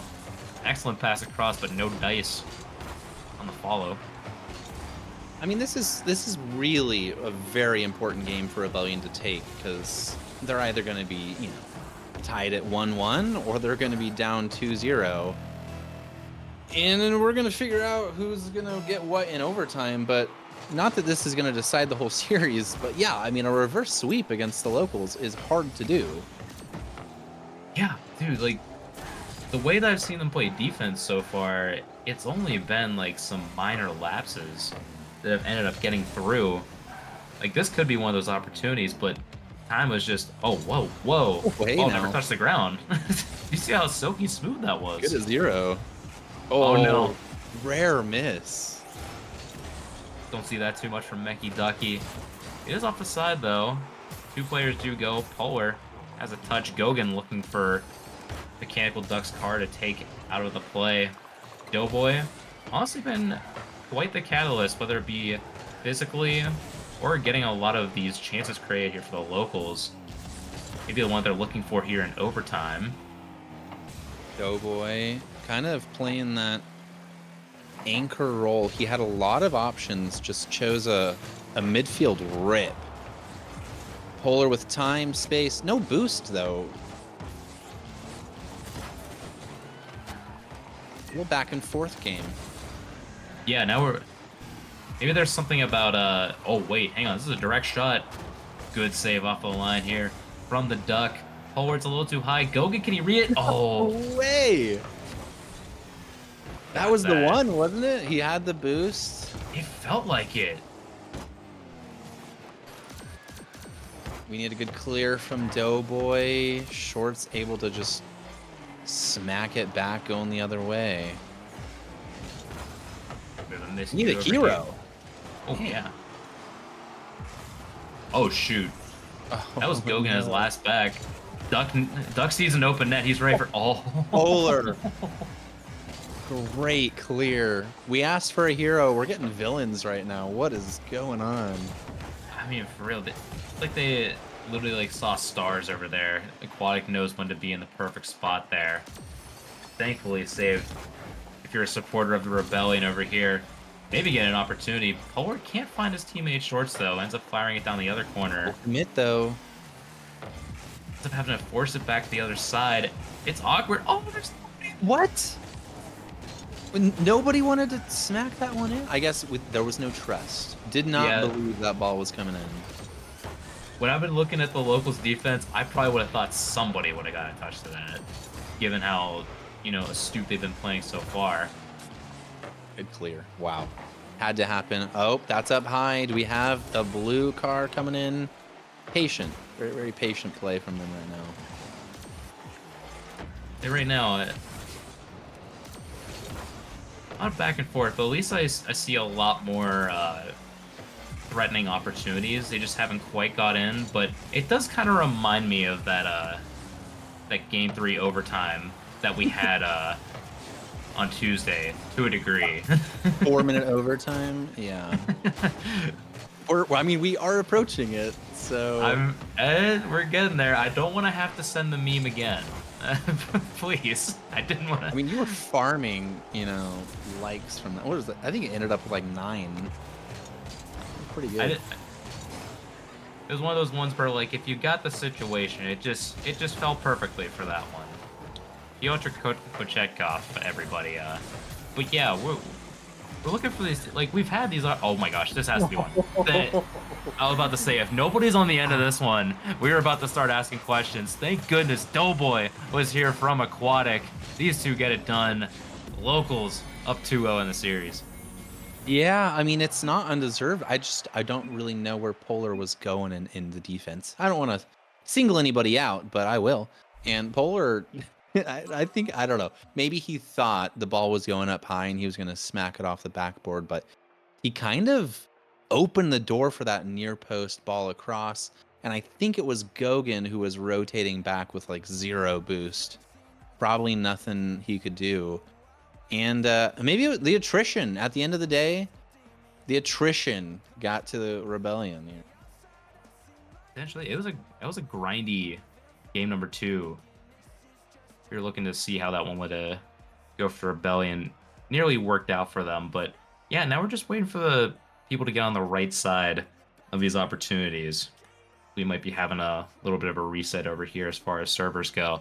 But yeah, don't let this number that you see from the Mechanical Duck slip by. Casually dropping 1,000 in a near 4-minute still there overtime. on the stream, thank goodness. 1,071 points. What? This is almost double everybody else. Shorts was the only one approaching anything over 500. Yeah, just would have been about 1080. I'm gonna take a peek over. Hi, Luis. Good to see you again. Snipey, good to see you for the Ducky support group. We all need our friends out there. Was Ducky the one who had a individual hater? There was somebody last season who could not stand the sight of somebody, and I thought it was Ducky. I feel like I definitely remember this, but I feel like there was a name that I can't remember right now. It felt distinct, but yet now I can't remember what it is. I don't know. Because they came in like so often. Like it was a consistent like, yep, Oh, I'm yeah. here. I'm Every here to single hate. game. And they're not here this season. And you know what? My memory's not good enough to remember their names. So We need the haters just as much as we need the support group. yes, no, definitely. Is everybody here? We've got some people joining in already. Oh, looks like, yep. Ducky. Should We be just need here. Dr. Aquatic to join. Otherwise, we're gonna go back out of here. Oh, he gets in just in time. got it. This one's gonna be good at 0. That's what we call last second completionist route. Done just in time for the locals. Good pass across here from Aquatic. Unfortunately, nobody on the end of that one. Doughboy looking to keep his menace run going, as Bear Blitz had mentioned just a bit earlier. Oh my gosh. Ball in. Oh, Oh, Polar's massive. He has to play lights out if they want to get something out of this one tonight. absolutely. Need that NRG Fennec to go crazy for this one. We saw a lot of it, especially in some of those shots that we saw out of Polar. That's a catalyst that the Rebellion need to rely on. So they need to plan some of these attacks out just for Polar. I know Gogan has been really aggressive downfield. Worked out well a lot of the times, but we need Polar to start shooting a bit more. You called out his shot, and then like 10 seconds later, he scored a banger. So start the countdown. Yep, I'm ready for it. I know he got out of the NRG Fennec now, but now he's bumped, so the counter may have to wait a bit. I think the pitcher shot clock. Oh no! What the? What? Where's Did you see Aquatic drive away? I don't. Let's. He's going left. He's going right. He's trying to juke out the goalposts. I don't know. Interesting. I was like, all right, Aquatic's back. We're good to go. And then all of a sudden, it's like, wait, hang on a sec. Shorts has an open net to triple in. So yeah, good start here for the Rebellion. Something I need because I don't think they've had I don't think they've scored the first goal so far this series, have they? No, definitely not the first one. They had a lead for the first time last series and let it slip through. But this is their first time scoring first, second lead of the series.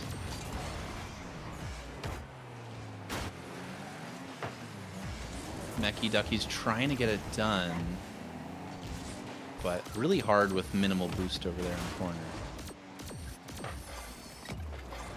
Right now, Shorts on nothing right now. Going for the bump still. I respect the effort. Polar gets a touch out. Maybe a 50 down here. Doughboy does well, though. Gogan, maybe a pass. Nobody's going to be on the end of that one. That would be a really tough pass to read, but if they were able to link that one up, I mean, that would be deadly. Just like this shot from midfield. Good grief. The revenge right back. I'm pretty sure Gogan was looking for any sort of boost, and then before you know it, Mecky Ducky, he sees an open net, he knows to fire. You know, in fairness, if you're looking for boost, it's the floating like orb. That's where you're gonna want to look for it. Yeah, that one. So you know, Looking pro those- tips out there. Those little pretty gold orbs that are just waiting to be taken at this point. They beg for your attention. Ducky's trying to get it done. That's such a good pass across. Needed a Dr. Aquatic save. And he's 1 for 2 on saves. That's pretty good. Yeah, exactly. We got the mojo back. Wait, look at this opportunity. Hey, 2 for 3. Oh. Let's go. 2 for 3 for Aquatic. Oh no, look at. Oh, Mecky Ducky ends up hitting it off the sidewall. Looking for another. Gets it off the one wall over there. Rebellion aren't really punished though. Still able to get through. Polar's on no boost though, so have to regroup. Swords seeds the boost, but he's staying in the fight. Good grit. Ducky has time. No, he does not. That is the one thing he doesn't have. Nope, not around here. Rebellion do not want to give all this time and space. They will take you out before you get the chance. But right now it's open. Gogan gets a save, but it's not clear. And Meki Ducky ends up getting the second. Fitting that it's Meki Ducky, but gotta call out this save from Gogan. He just is able to squeeze it over. But yeah, it's still in a very dangerous spot, and Meki Ducky's always hunting. This has really been the game of Meki Ducky. I'm gonna find that opportunity to go. And Third man gosh. coming in. Oh! No A dice little this time. bumped. Low boost though. Doesn't get the touchy once. Less than a minute left. Only down by 1 though. Rebellion are very much in it, but yeah, the overall score is sitting at 2-0. It's gonna be a very uphill climb, Shorts. This could be the start. This could be the start of the uphill climb. Reverse sweep coming in. Dude, I mean, this probably was a shot at first, but what a tight angle squeeze over here. What do you need out here? Shorts, what a shot. I didn't see the angle, but he saw it and smacked it in there. Maybe, just maybe, this will be that sign of life that we see here for the Rebellion as we have 30 seconds left. Fortunately, not from Gogan.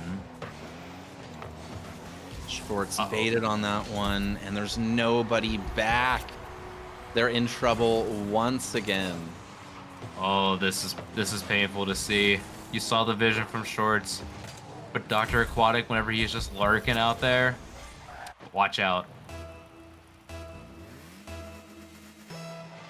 Down by 1. Series stands at 2-0. If the score stands, I have to think of interview questions really quickly here. So,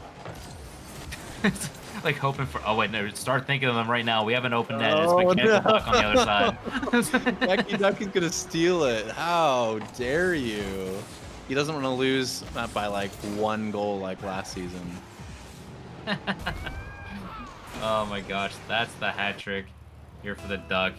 Doughboy maybe a bit robbed over here, but at this point, the Rebellion pretty much have run out of time. They don't have the ball over here. We just need the ball to drop and start firing up those interview questions because we gotta get ready. The locals sweep the Rebellion. It wasn't easy, but I think the score overall was pretty fair. The locals played a very solid Rocket League series.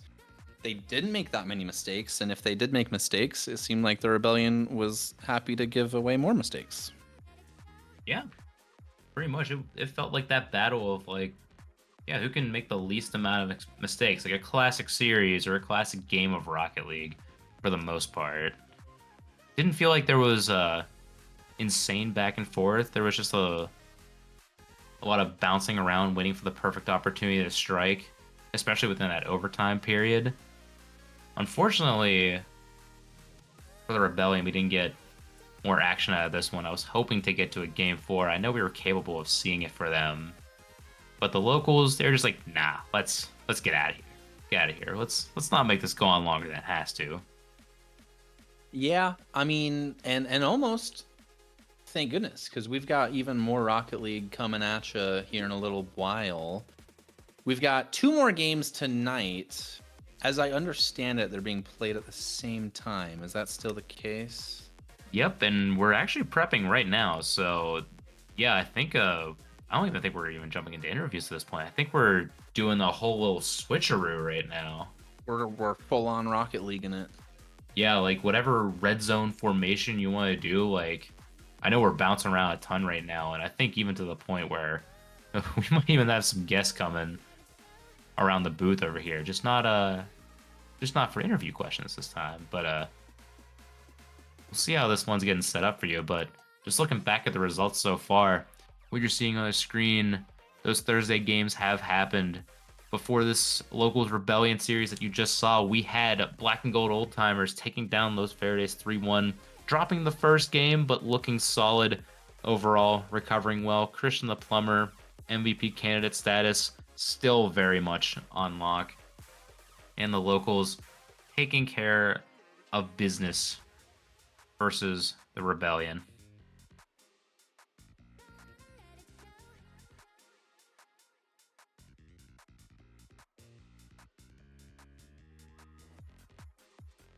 It's gonna be a good one for sure. Looking over EC Defiance, Ian Big Dogs. I mean, I can't. Those are my guys, right? EC Defiance. They had such a rough season last time, and this is like their redemption arc. I'm pulling for them. I mean, I am of course tied to Seattle, right? But I'm pulling for them even as a neutral. Yeah, I mean, I'm kind of high on them. People, they're kind of like dropping down low on the power rankings that are going on for them. But honestly, that EC Defiance team is no joke.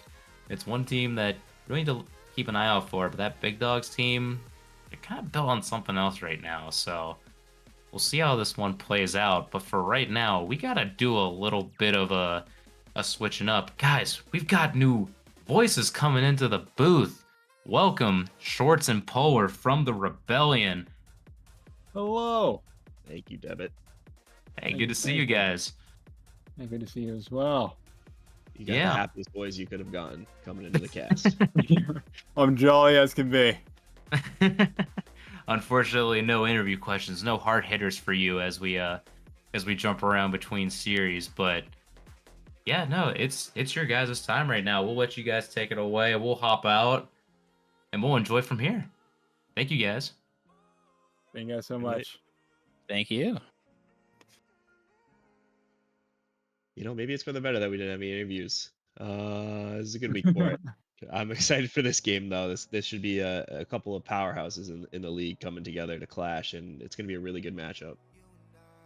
Yeah, I'm also looking forward to this game. Both teams that we played before know how good they can be. We know the types of plays they can pull off, and I'm looking forward to seeing them. Yeah, some pop-off potential, and looks like we have to join the lobby, which I should probably do for me and you.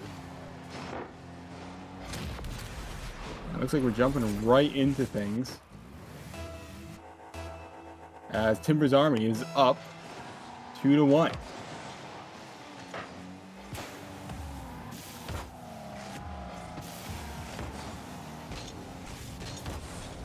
Just 1 second here as we get into the lobby ourselves, but for now we'll just watch here. Ball going from either side. Someone new to the scene. Off of the flip reset, not able to connect onto the net. He's going to be saved. There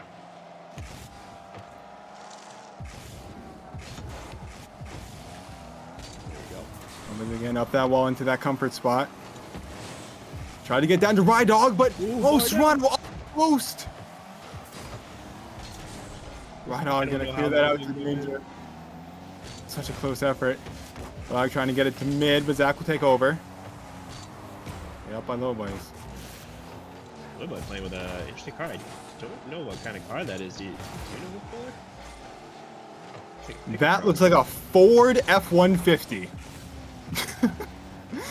Built American Tough. Let's go. We have a demo here. Open it up for Nelly. No goal. Loy Boy misses on the open net. Alright, taking it up the wall. Thorn looking to bring that back down. He is going to be on net, but Loy Boys is able to stop it. Great attempts by both sides so far. We're just jumping into a heater of a match. It is a Ford F-150. Let's go. Built American. I guess Portland really supports the American made. Loy Boy known to pull out some quite mechanical skills. I wonder if he's been working on some stuff with that specific car, because it's not a normal one that you'd see, and I believe it does definitely have a different hitbox in both the Fennec and the Octane. Yeah, and with the longer car, you also get just a weirder turn radius. That's at least my biggest notice when I switch the cars like that. So we'll have to see if that will come into play at all, but if you're pulling it out in SGL, I'm sure you've used it before from time to time. Great shot from Toronto, you saved by Rye Dog. Some absolute, very mechanical players in this lobby. I'm looking forward to see what they'll try and pull out. Loboy gonna try for a dribble, but gonna get pushed off. Zach now with a great shot on net, and that's just gonna go in. No contest. That'll Yeah, I tie think it. that was a double 2-2. commit. Yeah, you're right. Two Timbers folks committing to that. Rydog just sat a little bit too far up, and Zach's going to take advantage of that. Now back to the kickoff. About 2 minutes remaining. Still could be anybody's game at this point. Possession hasn't really gone one way or the other. I feel like they're very evenly matched. Thorn, though, with a good attempt here, possibly able to put something on, is going to eventually be saved. I think Nelly got the credit for the save. I think it was Loy Boys who popped that up and out into safety. Zach taking control. Good flick. Back again. Nelly getting a demo.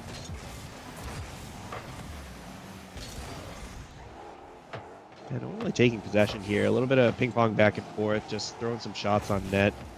No passing plays, which we would definitely expect to see out of both of these teams with the cohesion they have. But we'll see how that plays out in the last couple minutes, as both teams are getting probably pretty antsy as we only have a minute left in this game one. I think both sides could definitely benefit from a little bit of demo action, but you know, I may just be a bit biased of demo gameplay. Nelly gonna go up for this. Could be put into a dangerous position. Loy Boy trying to redirect onto net, but just a bit wide for him. Toronto now up. A dangerous player in a dangerous position. Not gonna be able to put this one on target though. Eventually be cleared out. 30 seconds remaining as a dangerous attempt happens. Toronto good for it.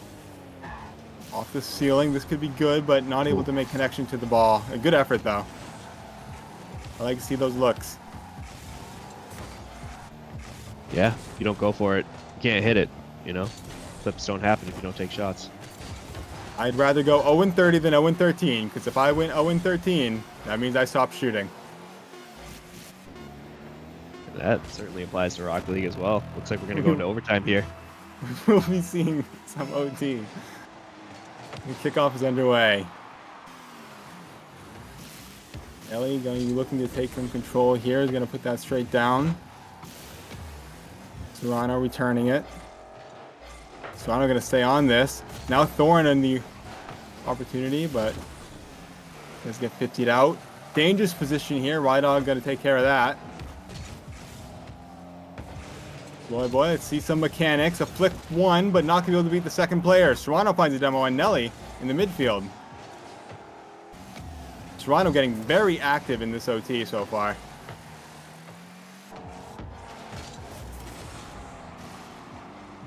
We have a play out by Timbers Army here, and they have no boost control, though, as they're trying to possess up the field. Boy, keeping the pressure up, though. Boy, I'm not seeing him as much in the air this game as I've seen him in previous matches. Yeah, I'd agree with that. He looks like he's playing slower. I don't know if it has much to do with the car, and that's just the way it looks. I wonder if this match, depending on how it turns out, if we'll see a switch, but, ooh, nice shot by Nelly. That's going to take control, but it's an open net. Rydog up in the air, and he's going to score. And that will take the... Take the cake in game one. Great punish by Rydog in the Timbers Army there. Just on a mistake by Casey Cauldron. Yeah, with the quality of these two teams, you really think it's just going to come down to just that. Who's going to make the least amount of mistakes? Because you know if you make a mistake, the opposing team has the quality to capitalize. As you saw there, Nelly, not the easiest angle. It didn't have the momentum taking the ball in, but got the power behind it to put it on net and take the game one in overtime. Oh, and we're just seeing a replay now of that first goal. Oh my gosh. Yeah, double tap.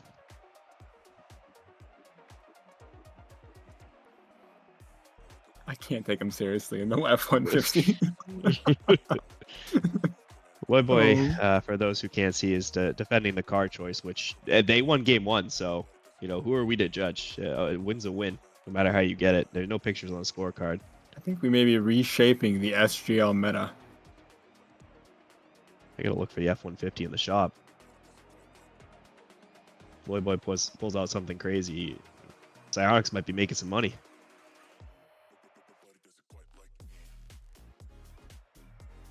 I'm just saying, the F-150 is 1-0 right now. 100% win rate. See if they can keep going in game 2 as we have all the players in the lobby. Waiting for the countdown for the kickoff. And there it is. We are back into the game. See Rydog take this to safety. Noticing a Good time car time change there. already from Serrano. Oh, to the Fennec. He was originally on the Octane, so now switching it up to the Fennec. I'm a big Fennec enjoyer. I think the Fennec is a beautiful hitbox, got a lot of power behind shots, and Thorin looking dangerous, but not able to catch up to the ball, but Zach with a good redirect. Nelly just not able to read it. Maybe thinking Thorn was there for the second touch, but no. Great, well-placed shot. For those of you who have been around the league for a little while, you'll notice that Zach is actually previously known as Smitty. Smitty on KC Cauldron. So, an individual who's been in the league for a while and is showing his experience here. For sure. Demo on to Lord Boy. Rydog off the ceiling. Able to get a hit, but it's going to be deflected by Serrano. And now, almost no one back. Correct. And that is going to be punished. Nelly able to find the net. Yeah, it's just a great time for Timber's Army to put the pressure. They had all three in the attacking half, and they knew they could spell the blood in the water. They knew a goal was coming. I think KC Cauldron there was just a little bit too far forward.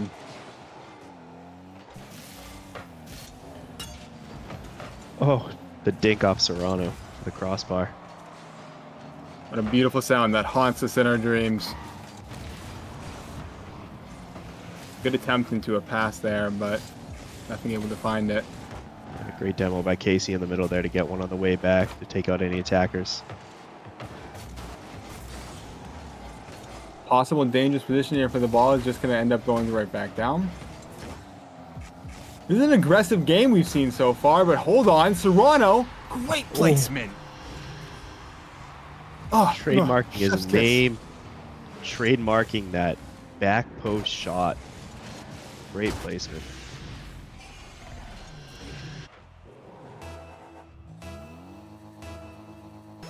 Beautiful shot here. I gotta say, Serrano staying true to his claims of the nice cars, but cannot make a nice save there. The lead will not last long as Loyboy, the power of the F-150. Yeah, I don't know if you get that power in any other car. I certainly don't. Me either. Pick off underway. Thorin left alone. Oh, a scary position, almost an own goal. Loyboy looking to punish this, but Thorin able to fix his mistake. Great save. Make a great recovery there. I've been there though. A little awkward position. It'd be scary, scary. The pressure comes on. Serrano able to just get a little touch. Keep that ball in an aggressive position. Loyboy gonna try and clear it out. Car of Thorin. Nelly looking to punish, and Zach, great read by him. Oh, and Loyboy off the back wall. What a great redirect. It looks like he was going for a bump there and just got bumped back into the ball. Yeah. He'll take those 10 times out of 10. I think it's the Ford F-150. I think that's the meta. We are not sponsored by Ford F-150. But we could be. Set passing play there out of the Timbers Army. And a great demo from Rydog. Keep the ball in a dangerous position. Nelly looking to go up is going to be blocked by Serrano. Zach looking to put this ball out, but the pressure is on by Timbers Army. Oh yeah, they are And really another settling ball the attack. in. Yeah. And just in the Nope. chaos, Nelly able to put it away. No KC defenders in net there. Zach's up defending. Oh my goodness. Serrano bumping Thorngold, trying to get back to net. Oh, it's a tragedy. You hate to see that. Yeah, Casey's just a little out of sorts right now. Plenty of time to come back, though. Plenty of time to lock in. Remake those goals. 2 minutes remaining.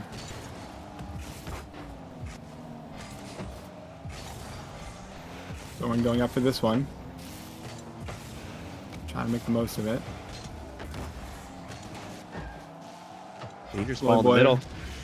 And there it is. Serrano puts the ball away. Great shot. Nice power. 107 kilometers up to the top bar. Beautiful. You love to see it. Like I said, plenty of time. This game could still go either way. Both teams looking very dangerous. Yeah, high scoring game so far. Seems like both Toronto teams are look- kind of getting in their attack groove. Absolutely. As we see Zach go up in the air for this one, trying to get a flip reset, does not get the reset. Oh, Serrano, what an angle for... no. What is that shot? Oh, he's just reading the game so well right now. Not to say that this is not a shot that we'd expect from Serrano. Very talented Rocket League player. Able to put that away, though, is a great way to tie it up. Yeah, you don't are- really expect anyone to even go for that. Never mind actually hit it. You are smiling if you're on the side of Casey Cauldron right now. And Zach up for a dangerous attempt, and yes, it will go in. And just Man, like what? that, And just like that. and just like that, they actually What gain a has lead Casey here. Cauldron changed to come back? Three unanswered goals, right? Yeah. I'm not entirely sure. It just looks like they just started getting better hits. More Yeah, they do aggression. have more control. It also looks like they have sped up their aerials a bit more. Like they're up in the air a lot faster. Yeah, than Timbers settling Island into is the right game now. a little bit better. Oh, what a passing play. Thorngold just wide of the net off a pass from Serrano. And Loyboy putting a shot on net. It's going to be saved by Serrano. Rydog able to put something in a little dangerous. Just a bit high, though. Everyone else slow down with Zach.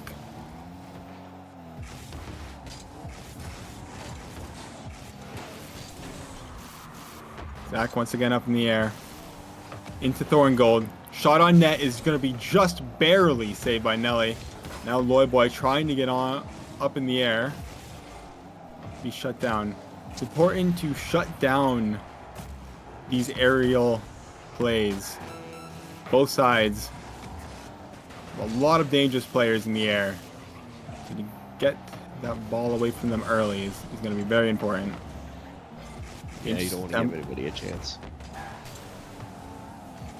Especially this man, Loyboy, going up for the aerial, gets it across the middle. Nelly's there, he puts it off the crossbar. No, so close. They need this too. 7 seconds, 6 seconds. Timbers Army need to make it all the way up the field with 2 seconds left. Oh, he has a chance. Casey's gonna let that drop to take game 2 of the series. 1-1. We've got a good one here. I mean, when we're casting, you know it's going to game 5. You know it's going to game 5, especially when it's a late game.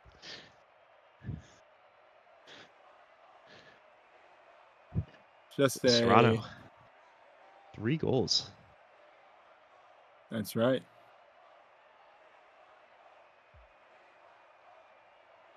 Serrano looked good this game, I will say. Yeah. I mean, he Yeah, had the some speed was incredible really there. shots.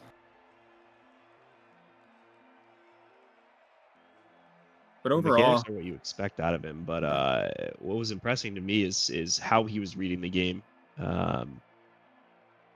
Especially that tight angle shot that went top left of the goal. Just reading where the ball was going to end up behind his teammate. It's just something you can't really teach. yeah. I think when we're looking at all 6 players too, you know, I haven't seen a weak spot on either side right now. Both sides playing relatively well overall. So very excited to go into this next match and see where it takes us, see what we can see. Series 1-1 between KC Cauldron and Timbers Army. Game 3. We're off. Already starting aggressive, and Serrano, I may go as far to say a bit of a lucky save there. Yeah. Rather be lucky than good any day of the week. Serrano looks like he same carb, but new skin here. Switched up as well. We did see Loy Boy leave the game. He actually is going to switch off the Ford F-150 for the Fennec. Thorin looking dangerous there, but able to get blocked out. Serrano now going to be able to take boost, take some control. Looks a little bit awkward here. He's going to go in front of the net, and it is going to be punished. Nelly puts a great shot into the net. Yeah, it's tough 50 by Serrano in his own half, and Nelly reads it well. Yeah, and a lead for Timbers Army early on, but we've seen these games so far. Both have been very high scoring, so we know the goals probably aren't over yet. There's more coming. Here we have Thorngold, a chance to score of his own. And he puts it just past Loyboy. Loyboy can't get up fast enough in the net. Yeah, you just goals galore over here. We got shots, we got goals.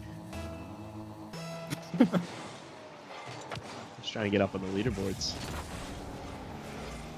You think? Maybe something planned between the squads? I mean, this is going to be a good week for the leaderboards no matter what side you're on. Both sides scoring so many. Zach up in the air, going to try and put this mid for his team. Nelly's going to be able to take care of that. No problem.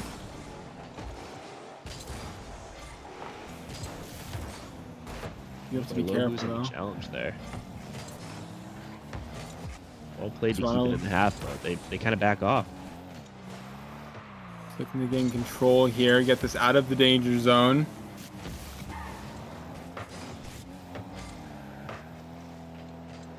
We're trying to put it back in.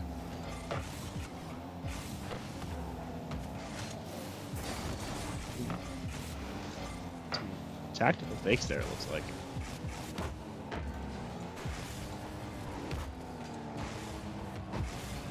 Loyboy with a great touch. Serrano going to be able to get the save. Now Serrano looking to get dangerous. Shot. Did look a bit wide, but Loyboy's just going to make sure. Back up the wall. Another dangerous position here. Is eventually going to get cleared out.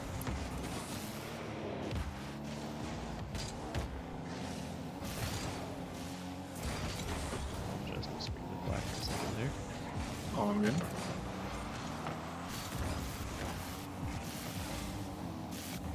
Loyboy with the musty. Not able to get that as mid as I'm sure he probably wanted to. Thorin looking to get a shot on net, and we saved by Nelly. Zach putting the ball up. Now Loyboy with a shot. And ooh, Zach almost putting it in his own net, but we'll say calculated. All part of the plan. Absolutely. Wydog now up, going to be beat by Serrano. As Nelly looks for the follow-up. And Zach shooting it into an open net. That will be a goal.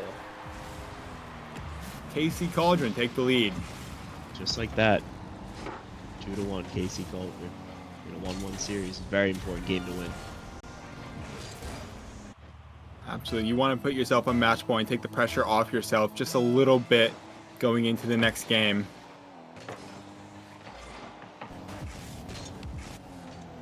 And as we were saying, it could be a lot of goals this game. It did actually slow down for quite a bit for quite some time. See if it ends up picking back up now that maybe the floodgates have opened. Yeah, and something to mention on the stream, you'll see on your right side you have the EM Big Dogs EC Defiance series being played out. EM Big Dogs down 2-0 to EC Defiance, so EC Defiance looking to take a sweep there. But back into the action for KC Portland. Timbers Army. KC in the attack with low boost, but not much going for them. Loyboy trying to take control here. Great read off the wall. Great demo by Rydog. Oh. That's something where you can see that the team's kind of just firing on all cylinders, even though it doesn't play out for them. Rydog had a great demo, and then Loyboy going for the solo play to put it on net, almost leading to a goal. Not gonna lie, that could be a strategy we see more often, but Loyboy able to put a great shot just around the defender. Tie it up. Yeah, incredible pressure here by Nelly, taking the touch away from KC and just putting it back into the middle for Loyboy to beat the KC goalie near post. Yeah, real fast shot, but anything could happen in the next 50 seconds. Loyboy puts him mid. Oh, the miss is an open net. Absolutely wide open, and Zach will take advantage of that. I think that's the second goal he's had similar to that, where it's just no defenders home, just able to put it away for free. But to be there and take advantage of that, the skill of it of itself. Yeah, the best players find themselves in the best places.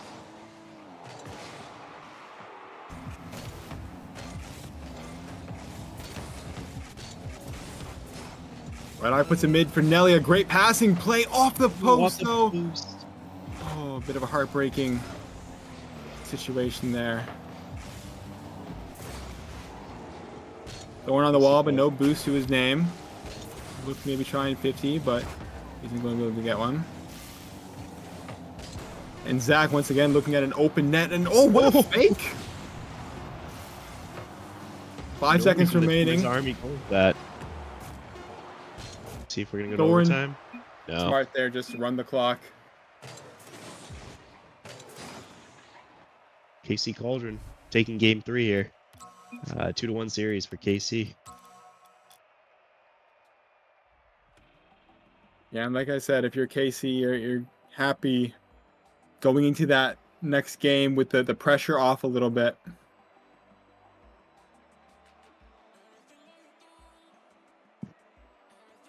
Yeah, pretty evenly played here by both sides. No one player really carrying their squad in that game.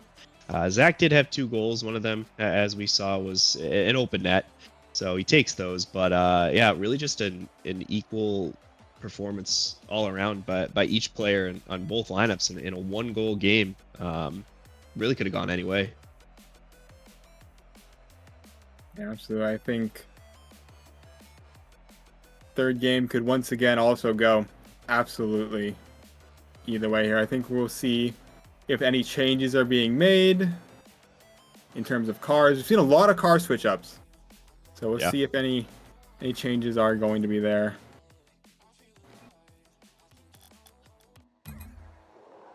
And we have both teams loaded up into the lobby for game 4. This could be the last game if KC Cauldron is to take it, but if Timbers Army want to run the distance, they have to win this game 4.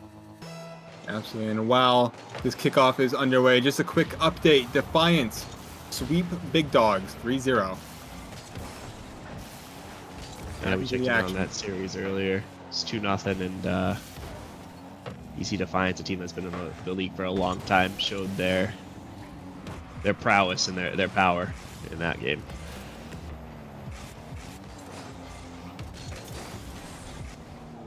Loyboy with a great 50 here. Nelly looking to do the same. A dangerous position, but able to get back. Loyboy get that save.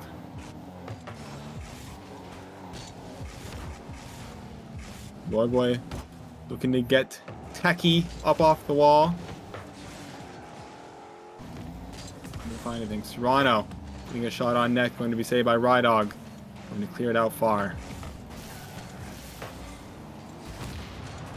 Demo in the back lines. Be aggressive is probably what they're saying to each other as he goes for the demo. Loyboy clearing it out. Putting a shot on net is going to be saved by Thorn. A great save by Thorn. Yeah, great angle, but just better save. Zach settling in the midfield. It is going to be punished by Loyboy. going to find that clear, put that in on net. Yeah, looks like it was a Serrano, maybe pre-jump this save. Went a little too high. It was a good effort though, very close. Timbers Army taking the early lead.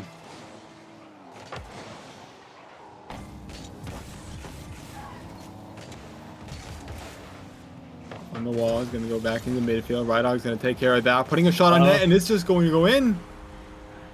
Looks like Thorengold there, a little awkward going backwards, trying to defend the net, and it just goes over him. He did have the boost to get it, but just didn't have the read. Great shot though, to lift it all the way across the field into the top part of the net. Yeah, I mean, 93 kilometers from that distance too. Like, that was an absolute boomer of a shot. Not exactly an easy one to read. But a 2-0 lead now. See how teams adjust, how the rest of the match plays out. Great pinch by Nelly. Holy. Wow. And Rydog looking at an open net. Uh-oh. Not looking great for KC Cauldron here. They do not want to go into a game 5 being down this many goals. A lot of time left, but if I know Timbers Army, they have the ability to just kind of stomp down and stay, keep their opponents down. And Shorts, I believe this is the biggest lead we've seen so far in this series. Do you think Timbers Army has made any massive changes since the last few games? I don't want to be the one to say it, but there's one less truck on the field than there was in the game that Timbers Army won. I was thinking the same thing. Bring back out the Ford F-150. That's the key.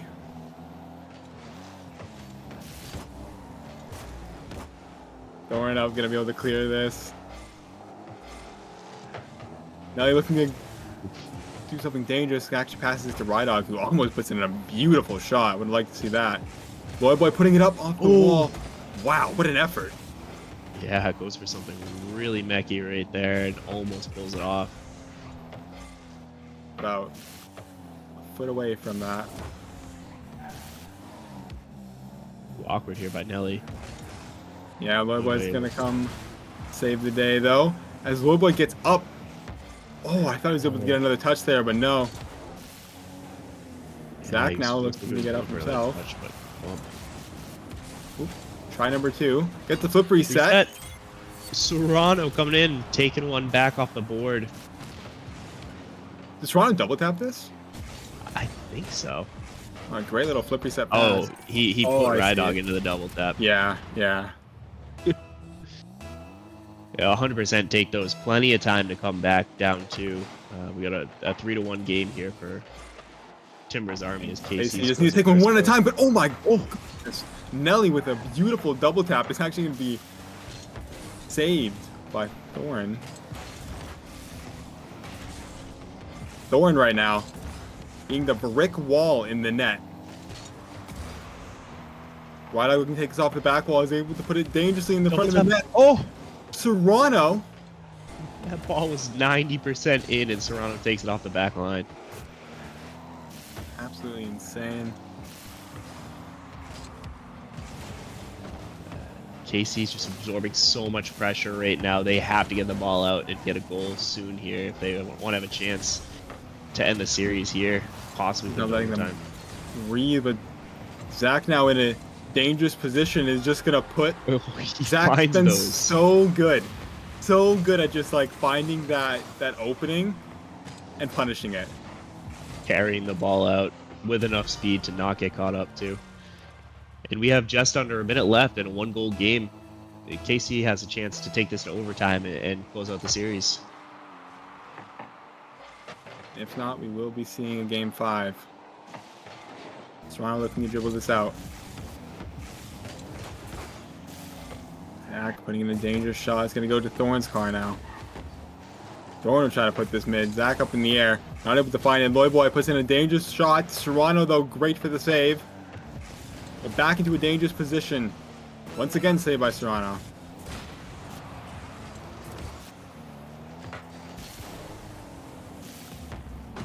Not able to get the double tap. Zach, but Thorin able to read the whiffs and put that one away for a tie game. 21 seconds remaining.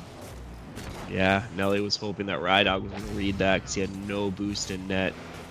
Thorngold is there to put in the tying goal. 21 seconds left. A goal from KC ends the series. A goal from Timbers Army puts us into game 5. One right on. Speaking of goals from Never mind. Timbers Sorry. Army. Boy, boy.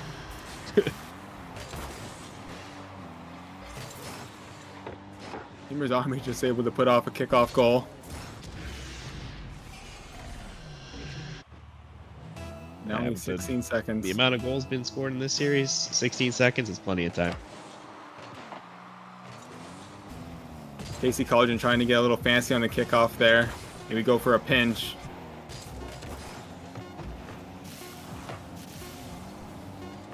Rydog Remaining taking control. Hoping to take the time down. If it hits the ground, we're going to game 5. And we are. We're casting. Timbers Of Army. course we're going to game 5. Of course we are. Never not gone to game 5, I believe. I think you're right. I think every game that we have casted has gone to a game 5. Yeah, looking at the scoreboard here, another game, it looks like no standout players really. Nobody anchoring their team down.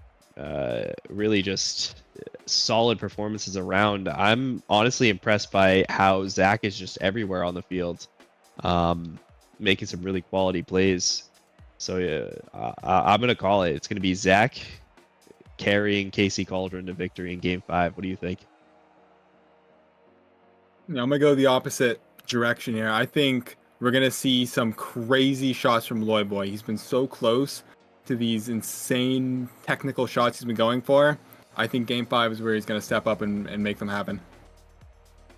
Yeah, looking at the stats there, you can see Loy Boy did have 6 shots, 2 goals. So that's pretty good shot percentage and being the top shooter on his team.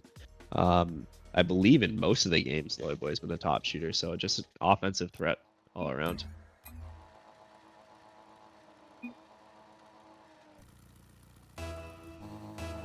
All right, game 5 now underway. From the wall. Thorn looking to put this ball down to Serrano, I believe, yes. 50. Loy Boy looking to get dangerous, but not able to keep control of the ball. Want to take care of that clear, but goes in the hands of Nelly, who loses his life for it. I wonder if we'll see some teams playing a little bit sloppy as we kind of get a reset here where teams are going to be a little bit nervous going into game 5. See who's able to keep their nerves. And I am also hoping to see a bit more passing plays, a bit more intentional passing plays from each side. I Yeah, know we got they're a few capable earlier of in it. this game, but not many recently. And speaking of a passing play, oh, Serrano not able to get it down to Thorngold.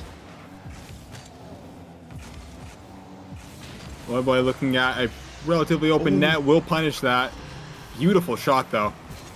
My. Nelly playing lead blocker there, making Thorngold jump, getting the demo on the second guy, but Loy Boy putting in an absolute beaut. Top shelf where Mama hides the cookies. That's right, 4 minutes on the dot now. Seen such high-scoring games.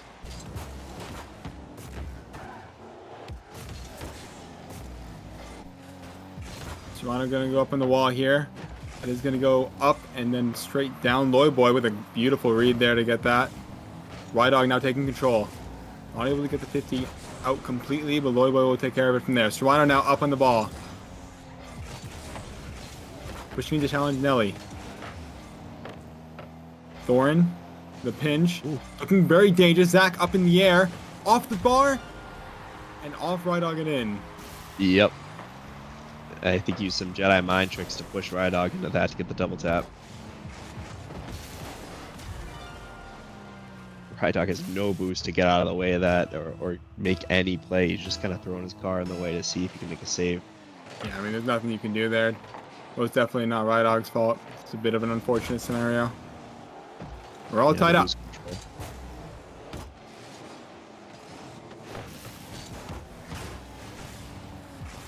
Serrano up in the Awkward air, for looking Nelly at the ball mid.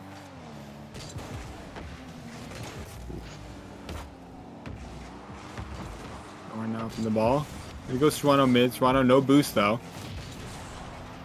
And we would put it to the side. Nelly taking control here. Get out by Zach. Boy up in the air. Plenty of boost to do something with this. Gets the flip reset. Looks to go for another one, but not able to find it. But still, Nelly almost put that in.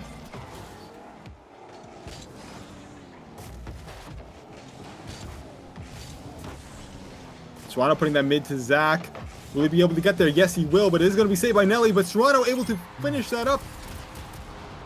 You just know when Serrano has that chance, he's going to put the shot in the spot where it needs to go, and he does. Rydog with a great attempt at the squishy save. It was actually really close, but Serrano's going to power that into the top shelf. No one's saving that. And no lead for KC Cauldron. Yeah, something that'll make them feel a little bit more comfortable after game 4 where they went down 3-0 in it, and it looked a little grim for them. Really coming back into the series again. Coming up with the lead in a double demo. It's going to leave Lloyd Boy with an open shot.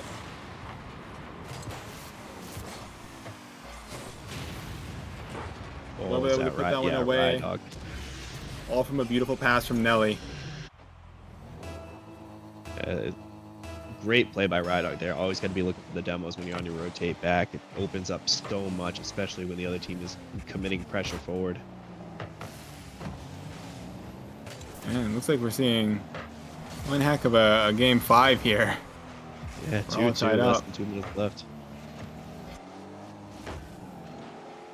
Oh, good little touch from Zach.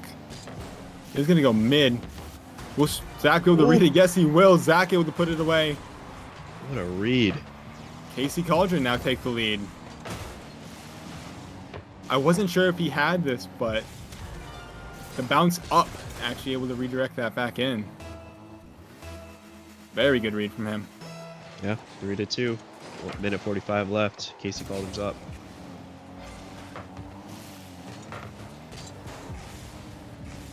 Toronto a little awkward, but he's still able to get to the ball. Thorn now looking to clear it out. Rydog will look to take control here. Puts it to the side. Great hit off the ceiling to his teammate in mid. Thorn now back alone. Able to get the clear out. Loy Boy up early though. Great defensive stand there by Thorngold. Yeah, Loy Boy trying to drop that middle. Serrano will have none of that. Clear that out. Pops to the middle for Zach, not able to get there, but Thorngold might be able to control this in the midfields. Instead gives it back to Timber's Army. Oh, and a great bump from Loy Boy. Hey. Could this end dangerous? Oh. Thorin says no. Great defensive play there again by Thorin. Just an absolute brick wall in the back, and even when he's awkward on his way back, he's getting bumps, he's cutting off rotations. Again, just like that, getting demos. Yeah, Thorin looking like a unit out there.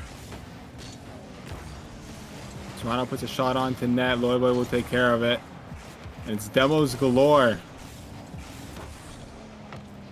Ball Great goes up 50 and by it's slightly Loy Boy. dangerous. 3 seconds remaining. Loy pass. Boy!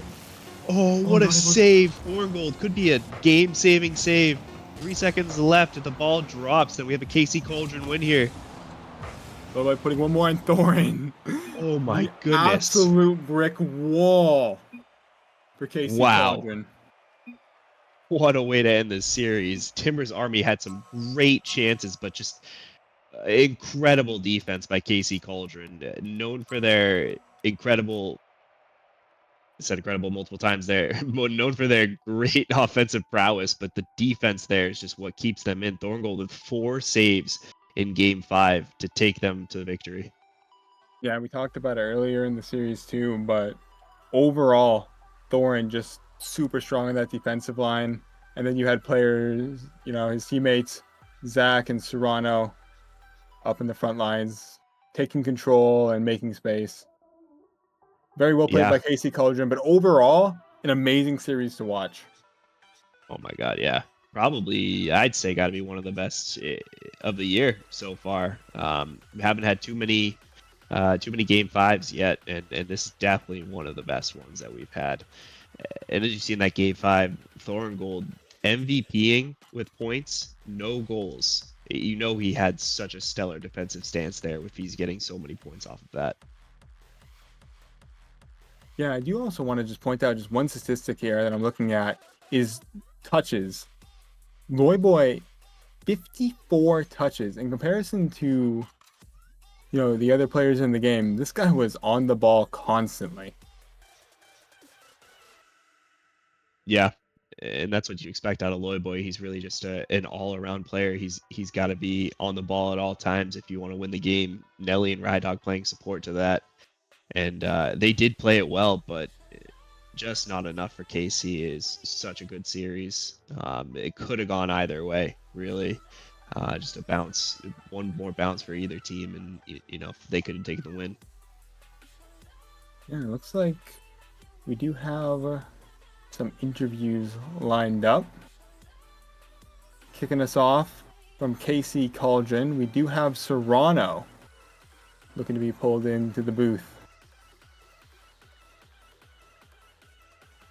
And here he is, Serrano. Hey, Welcome Serrano. and congratulations. Merci les gars, bonjour à tout le monde, comment allez-vous? Oui, oui, mon ami. Bumble Ataka. Yeah, something like that. Anyways, congratulations on the win. What a series. We loved watching it. Honestly, one of the best series so far of the season. How did it feel for you guys? I'd say felt pretty good for the most part. Some stuff I could have cleaned up for sure. I was kind of in there throwing, but my teammates had my back, and then we all started to synergize with each other a little bit. I think it definitely showed throughout the series.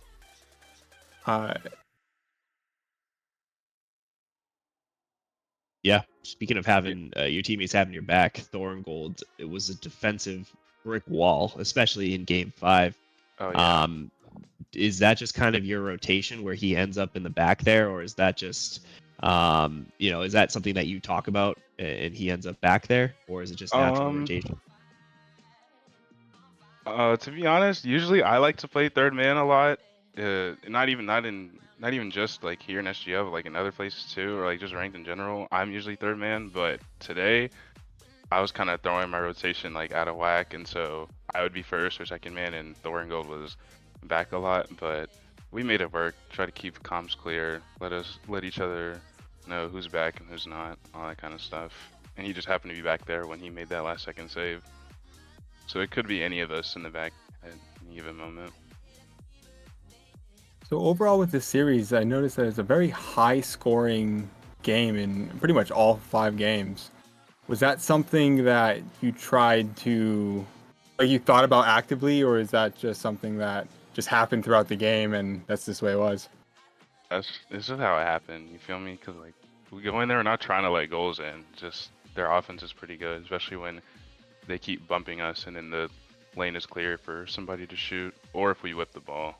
But yeah, it was not planned at all. Yeah, and you mentioned it there a little bit, bumping, and what I'm most interested in is how do you go into a match like this knowing that they're an aggressive team, but especially they have someone with the attacking prowess like Loyboy and the mechanics to make you pay when you give him opportunities. What do you do to try and negate that going into a match like this?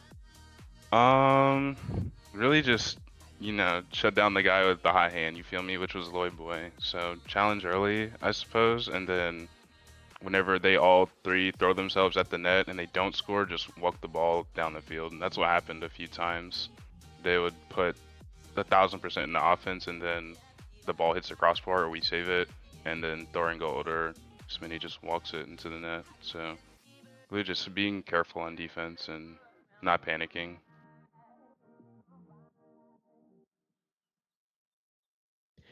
Yeah, and we did see a couple of goals like that from Smitty. We pointed that out. He just seemed to always be in the right spot to just carry it out and have that free open net. Yeah, Smitty played great in my opinion. He seemed to be all over the field, which honestly is something I more so see out of you. I feel like, always being on the ball, especially in the defensive half and transitioning to the offensive. It seemed like you mentioned a little bit earlier. Did you feel like your rotations were a little bit off? And do you think that actually played into your hand, or do you think that this series could have been less close if you did have your rotations on? I think if our rotations are like how they usually are, or how I think they should be, you feel me? Series probably wouldn't have went to 5, maybe 3-1. Not discrediting the other team, they played well enough to throw us into chaos a little bit, by demoing and giving the ball to Aloy Boy, you feel me? But I wouldn't chalk it up to rotations. For me personally, I was just playing bad today, so I couldn't be all over the ball. And then, like you said, me taking it out through defense, that was on them, on my teammates today, because they're making up for me playing like trash today. I would like to ask if you personally or your team had any feelings or maybe feelings of disrespect coming from Loy Boy going with the F-150 at the start of the match. I mean, I saw him load up into it in game 1. I'm like, oh, it's going to be like that. So, and then he scored. He was just, what did he do? He scored like a double touch or whatever. And I'm like, oh, yeah, if we win one, he's switching. And then as soon as we got one win, he swapped to the Fennec. So, I mean, I wouldn't call it disrespect, but like, I don't know what word I'm looking for, but you know what I mean, right? I do. Okay. Just a little bit of trolling, maybe. Yeah. There we go. Not taking it too seriously until one match was lost, and we did notice that. You gotta shut up. You gotta lock in.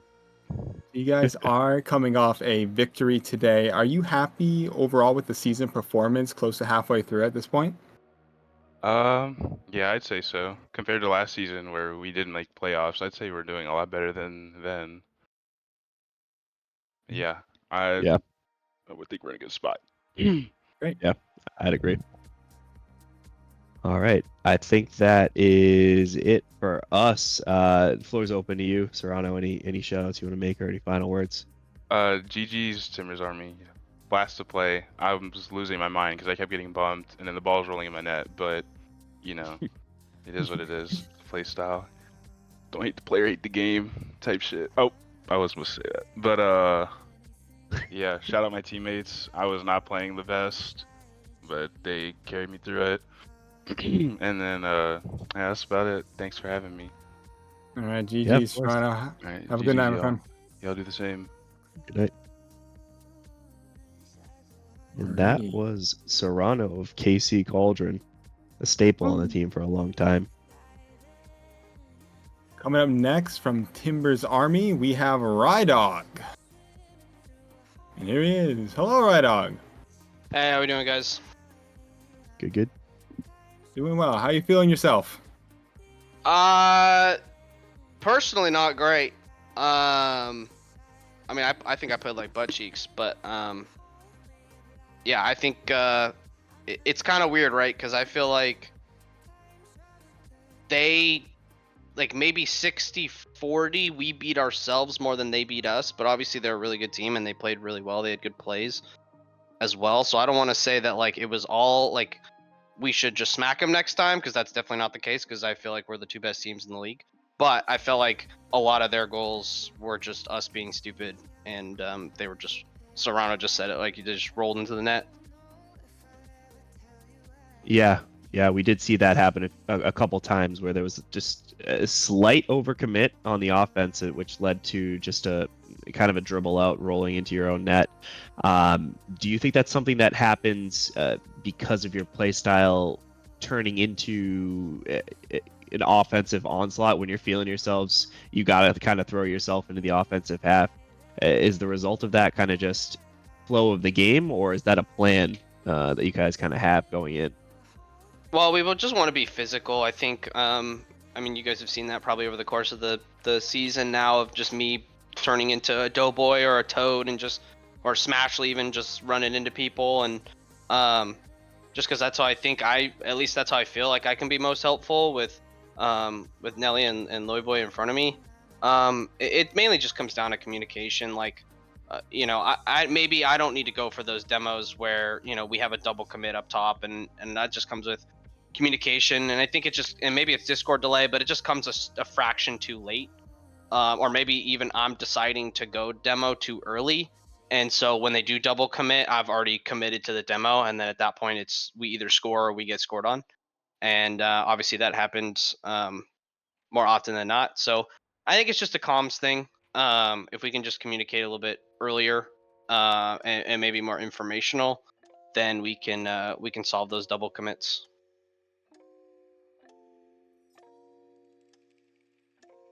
Yeah, definitely. Very close series, and it really came down to one or two things here. Let's. Yeah, the series was so close that every game finished with a 1-goal margin. Do you think that, kind of agreeing with Serrano that? Oh no, you said that you were the best two teams in the league. Do you think that this would be the best series that you're going to have this season, or are you afraid of any other teams? I mean, I've said it before, and I'll say it again for sure. Just like you have to be on every single SGL game day. You know, like we have a bye week next week, and then we have Eternal coming up, and I think Eternal's like near the bottom, but like we need to be on for that game. Like we can't take it lightly. You know, and obviously, like if you are gonna lose, it's better to lose in 5 because you still get some points. And so obviously the result against you guys was not good because we didn't get any points for that. But like if we lose, you know, if we lose series, which obviously we have, and we might going into the second half of the season, like we want to lose in 5. Like we want to get points, and because those are going to be helpful towards the end of the season when seeding comes in and all that. But yeah, I think, I mean, there's a lot of things floating around in my head. Their defensive performance was insane. Like there were for sure goals that I was like, how the heck did he get a car on that and save it? Serrano had a ton. All three of them had a ton. And so it's just frustrating, obviously, from our point of view that like, oh, those are for sure goals, and they're not. And so that's obviously super credit to them, and it's super annoying. But I mean, you just have one of those go our way, and it's a completely different series. Obviously, if we you know, don't double commit and just kind of clean those things up, then obviously it's a completely different series too. So a lot of different factors I felt like in my head that could have been different, at least from our end. But like I said, no disrespect to them. They played crazy good on the defensive side of the ball. But yeah, those are the best two teams in the league for now. And I don't know if did EM and KC already play, and if they don't, that's another top series too. I don't think they already played. No, I don't They think play so. next week, maybe. Oh, I lied. They did. They did. They did play. Oh, they did. Okay. I'm not sure what the results of that are, but they have played. Roy, I have a question for you. Yes. Going into this game is a tough loss. Working in now to the rest of the series, I mean, how do you guys feel? We're about the halfway point of the league in terms of like, you know, the league finishing. How do you guys feel going into the second half? Yeah, I mean, generally feel good, right? We're near the top. We've got 14 points. I think KC's tied with us right now with 14. Obviously, they have a game in hand. But I mean, we're feeling good. I think, obviously, major copium in your guys' series, but like this loss tonight was just purely or majority us, right? Like I said, 60% us. Like if we can clean up those things, we'll be fine. And so as much as that like kind of sucks, because obviously you want to like, and I'm not discrediting KC, but like in general in soccer, in any sport, like you want to be beat by a better team, so you can say like, yep, that was the best series we could have played. They are just a better team, and they showed that. Like I feel like it just goes a different way. Maybe they still win in 5, maybe they, you know, something like that. I just wish that we would have played better to show better. But I'm feeling good. Like I think we're in a good spot, and we just can't keep our foot off the gas. It just reminds me of one of our seasons in college where we had a team start 7-0 the first half of the season, and then we played them and lost in overtime, and then they completely fell apart the second half of the season. So we definitely don't want to do that. So we just got to keep our foot to or was it pedal to the metal or whatever that saying is, and just Yeah, you got learn it. from this and move on. Yeah, exactly. Yeah. Speaking of changes in the season and kind of turning over the half, we have the cup starting next week. Are you looking forward to that? What are your thoughts on that? Yeah, I think it's different, which is nice. Like it's like a serious but like fun kind of thing. You know, it's kind of giving me Beyond the Summit vibes, where it's kind of serious but like extra modes and just kind of having fun at the end of the day. So no, it's gonna be fun. I don't know how the logistics. I mean, I know roughly how the logistics are gonna work, but I've never played in like a tournament like that, so I'm super excited, but just don't know how it's gonna work. So Now, you don't Yeah. have to answer if you don't want to, if you want to keep this information secret. But is there any extra modes that you guys are looking at as a team that you're like, oh, maybe we can, cook some teams in hoops if we had to? honestly, we probably just like the rest of Rocket League kind of crap on the extra mode / we'd just rather play regular. Yeah. I mean, I have a ton of good memories playing hoops and a ton of good memories playing drop shot, and honestly Snow Day too. Rumble I'm not a fan of, but that's just because I hate RNG. But no, like I said, I'm down for whatever. Like I think it's just gonna be like a different twist on SGL. Like anybody can win at any given day, right? I can get a punching thing in Rumble and win a game 5 overtime like that, you know, like that kind of thing. Like those things obviously suck when they happen to you, but like the excitement factor that could actually happen is probably just overwhelmingly positive for me. So I'm excited. The Same here. content will be real in those extra mode games. Absolutely. All right. I'm out of questions, and I'm going to make the decision for Pola that he's also out of questions here. Ride Dog, the floor is yours for any shout outs or final comments you want to make.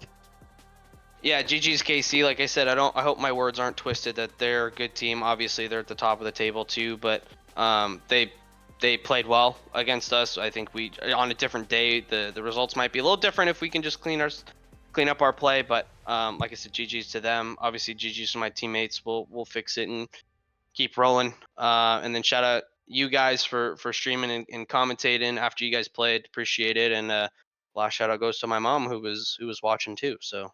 Thanks for stopping by, Mom.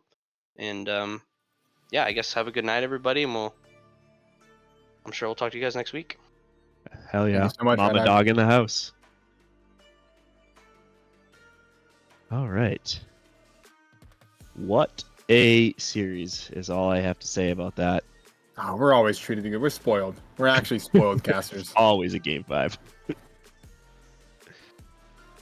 All right, as you can see on your screen here, our wonderful producer Maz has thrown up the results from today. So let's go through them. Polar, if you want to start off with the first game.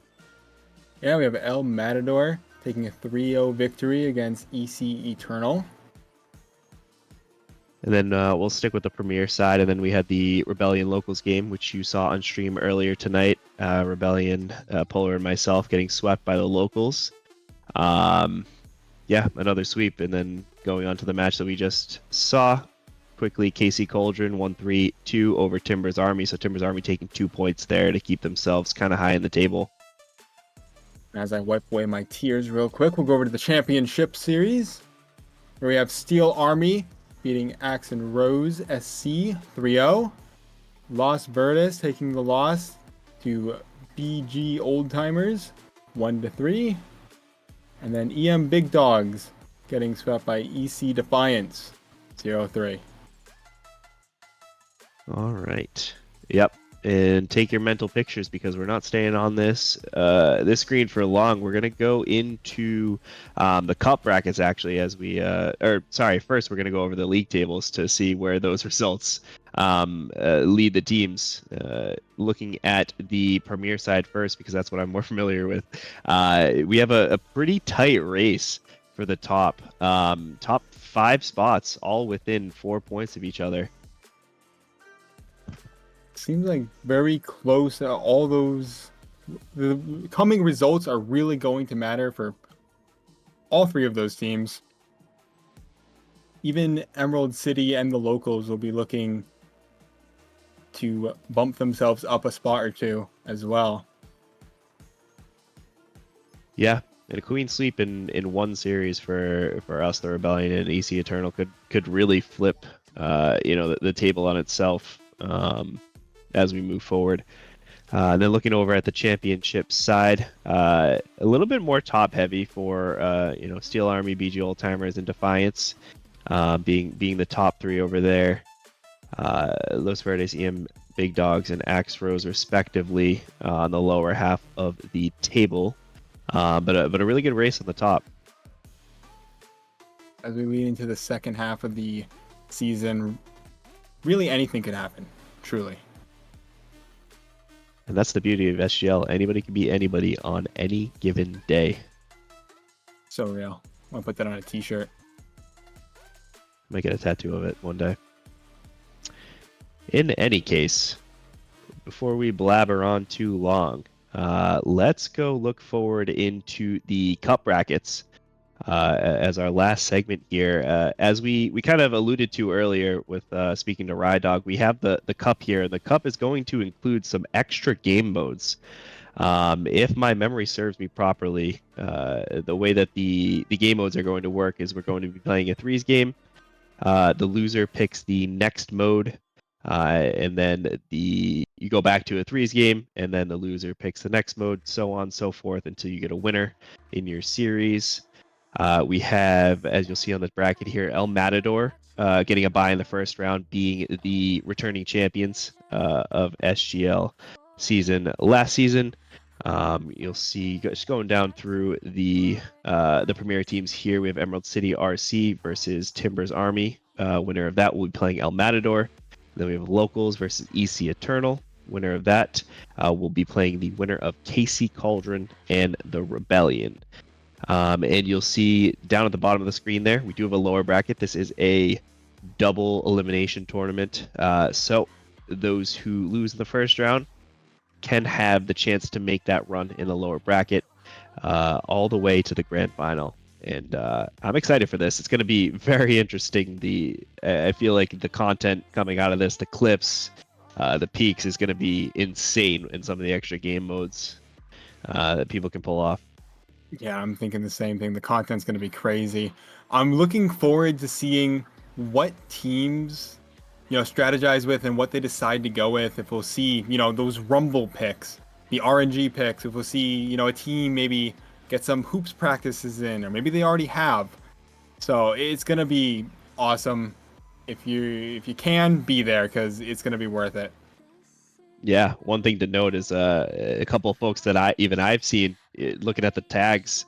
I saw Serrano with the RNGenius tag on today, maybe alluding to something that they're going to have in their game plan. Who knows? I think I saw someone named Polar on the Rebellion with a Dunk Master tag. Who knows what these teams are going to go for? So it'll be really interesting to see what players are surprisingly good in these extra game modes and have a secret hidden talent.